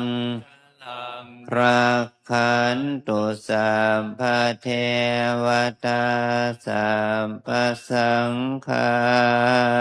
นุภาเวนัสทธาโสทิภวันตุเต ธรรมยังสาธุกลังกะโลมะเส สาธุ สาธุ สาธุ วันนี้นะทานเราก็ได้ทำแล้วเนาะศีลเราก็ได้สมาทานรักษาแล้ว เอาบุญไปเอาบุญอีกอย่างหนึ่งคือบุญภาวนานะ ตั้งจิตให้เป็นให้ตั้งกายให้ตรงดำรงสติให้มั่น ให้เรานึกถึงว่าธรรมชาตินี้เราได้จากพ่อจากแม่ ตั้งแต่วันเกิดคือลมหายใจเข้าออก เราอาศัยหายใจเข้า รู้ว่าหายใจเข้า หายใจออกรู้ว่าหายใจออก หายใจเข้ายาวออกยาวก็ให้รู้ว่า หายใจเข้ายาวออกยาว ตามความเป็นจริงนะ3 หน 5 หน จิตใจเราก็เป็นบุญเป็นกุศลได้ เพราะจิตใจเราในขณะที่เรามีสมาธิกับการหายใจ ก็ทำให้จิตใจเราสงบจากอกุศลทั้งหลาย นี่คือบุญภาวนา ที่พระใหม่มาบวชก็เรียกว่าต้องอาศัยบุญภาวนานี่แหละ จะทำให้จิตใจของท่านสะอาดขึ้นนะ ขอให้คุณพ่อคุณแม่ญาติโยมได้ทำบุญได้ปฏิบัติภาวนาเป็นเบื้องต้นนะหมดนะ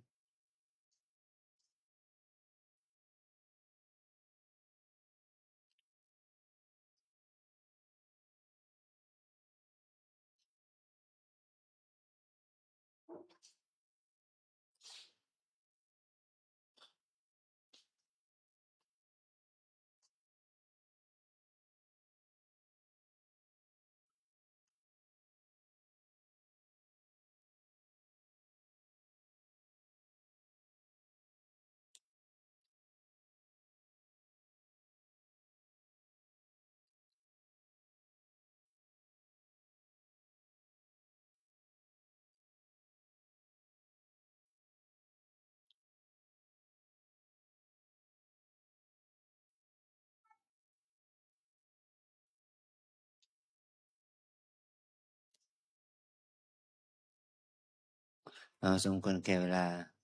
แผ่เมตตาพร้อมกัน อิตังตานากัมมังนิพพานาปัจจโยโหตุโนนิจจัง อิตังศีลากัมมังนิพพานาปัจจโยโหตุโนนิจจัง อิตังภาวนากัมมังนิพพานาปัจจโยโหตุโนนิจจัง ยังกินจิกุสลังกัตตพังกัมมังสัพเพหิ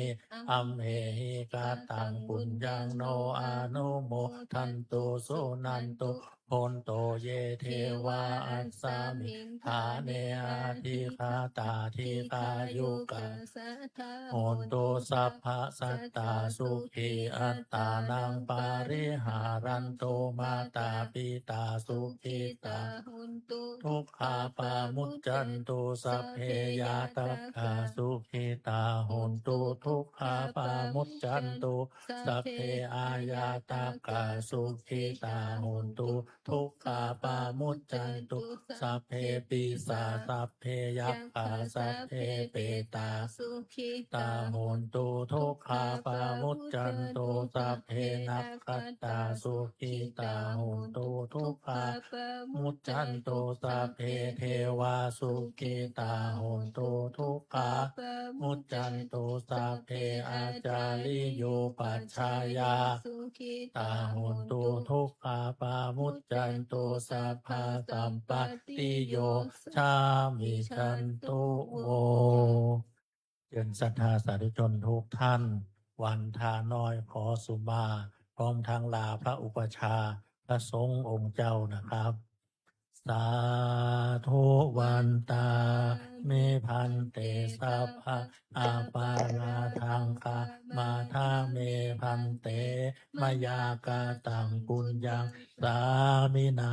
อนุโมทิตาพังสามินากาตังปุญญังไมหังทาตาพังสาธุ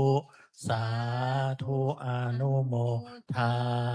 มิ จัตตารโอธรรมวัฏันติอายุวันโนสุขังภะลัง สาธุสาธุสาธุ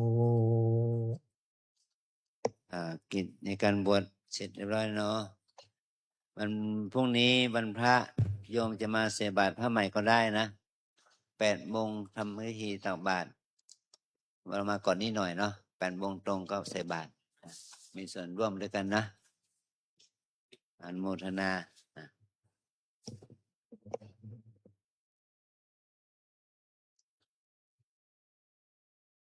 ช่วงเวลาพิเศษจากนี้ไปนะครับเนาะเอาท่านทั้งหลายจะได้หับปอนจากตุเจ้าใหม่พระใหม่นะครับเนอะหลังจากหับปอนเสร็จสับเป็นที่เรียบร้อย คงจำเป็นจะต้องทำบุญตักบาตรพระใหม่บนนี้แล้วนะครับเนาะเนื่องจากฝนมันตกนะครับ โดยเราจะให้พระใหม่นั้นนั่งอยู่ที่เดิมเนี่ยแล้วท่านเปิดฝาบาตรออก แล้วก็ศรัทธาก็เดินใส่บาตรเอาเนอะหากต้องการใส่ถึง5 รูปถึง2 ฝากฝั่งก็เดินอ้อมเอานะครับเนาะตอนนี้เบื้องต้นนั้นนิมนต์พระใหม่หันหน้าไปหาคณะศรัทธาคุณพ่อคุณแม่ก่อนนะครับเนาะเพื่อจะได้ปั่นปอนในเบื้องต้นก่อนนะครับเนอะเตรียมหักปอนตุเจ้าใหม่ก่อนนะครับเนาะเดี๋ยวจะได้ลูกทีเดียวนะครับนะฟังเตือนเนอะ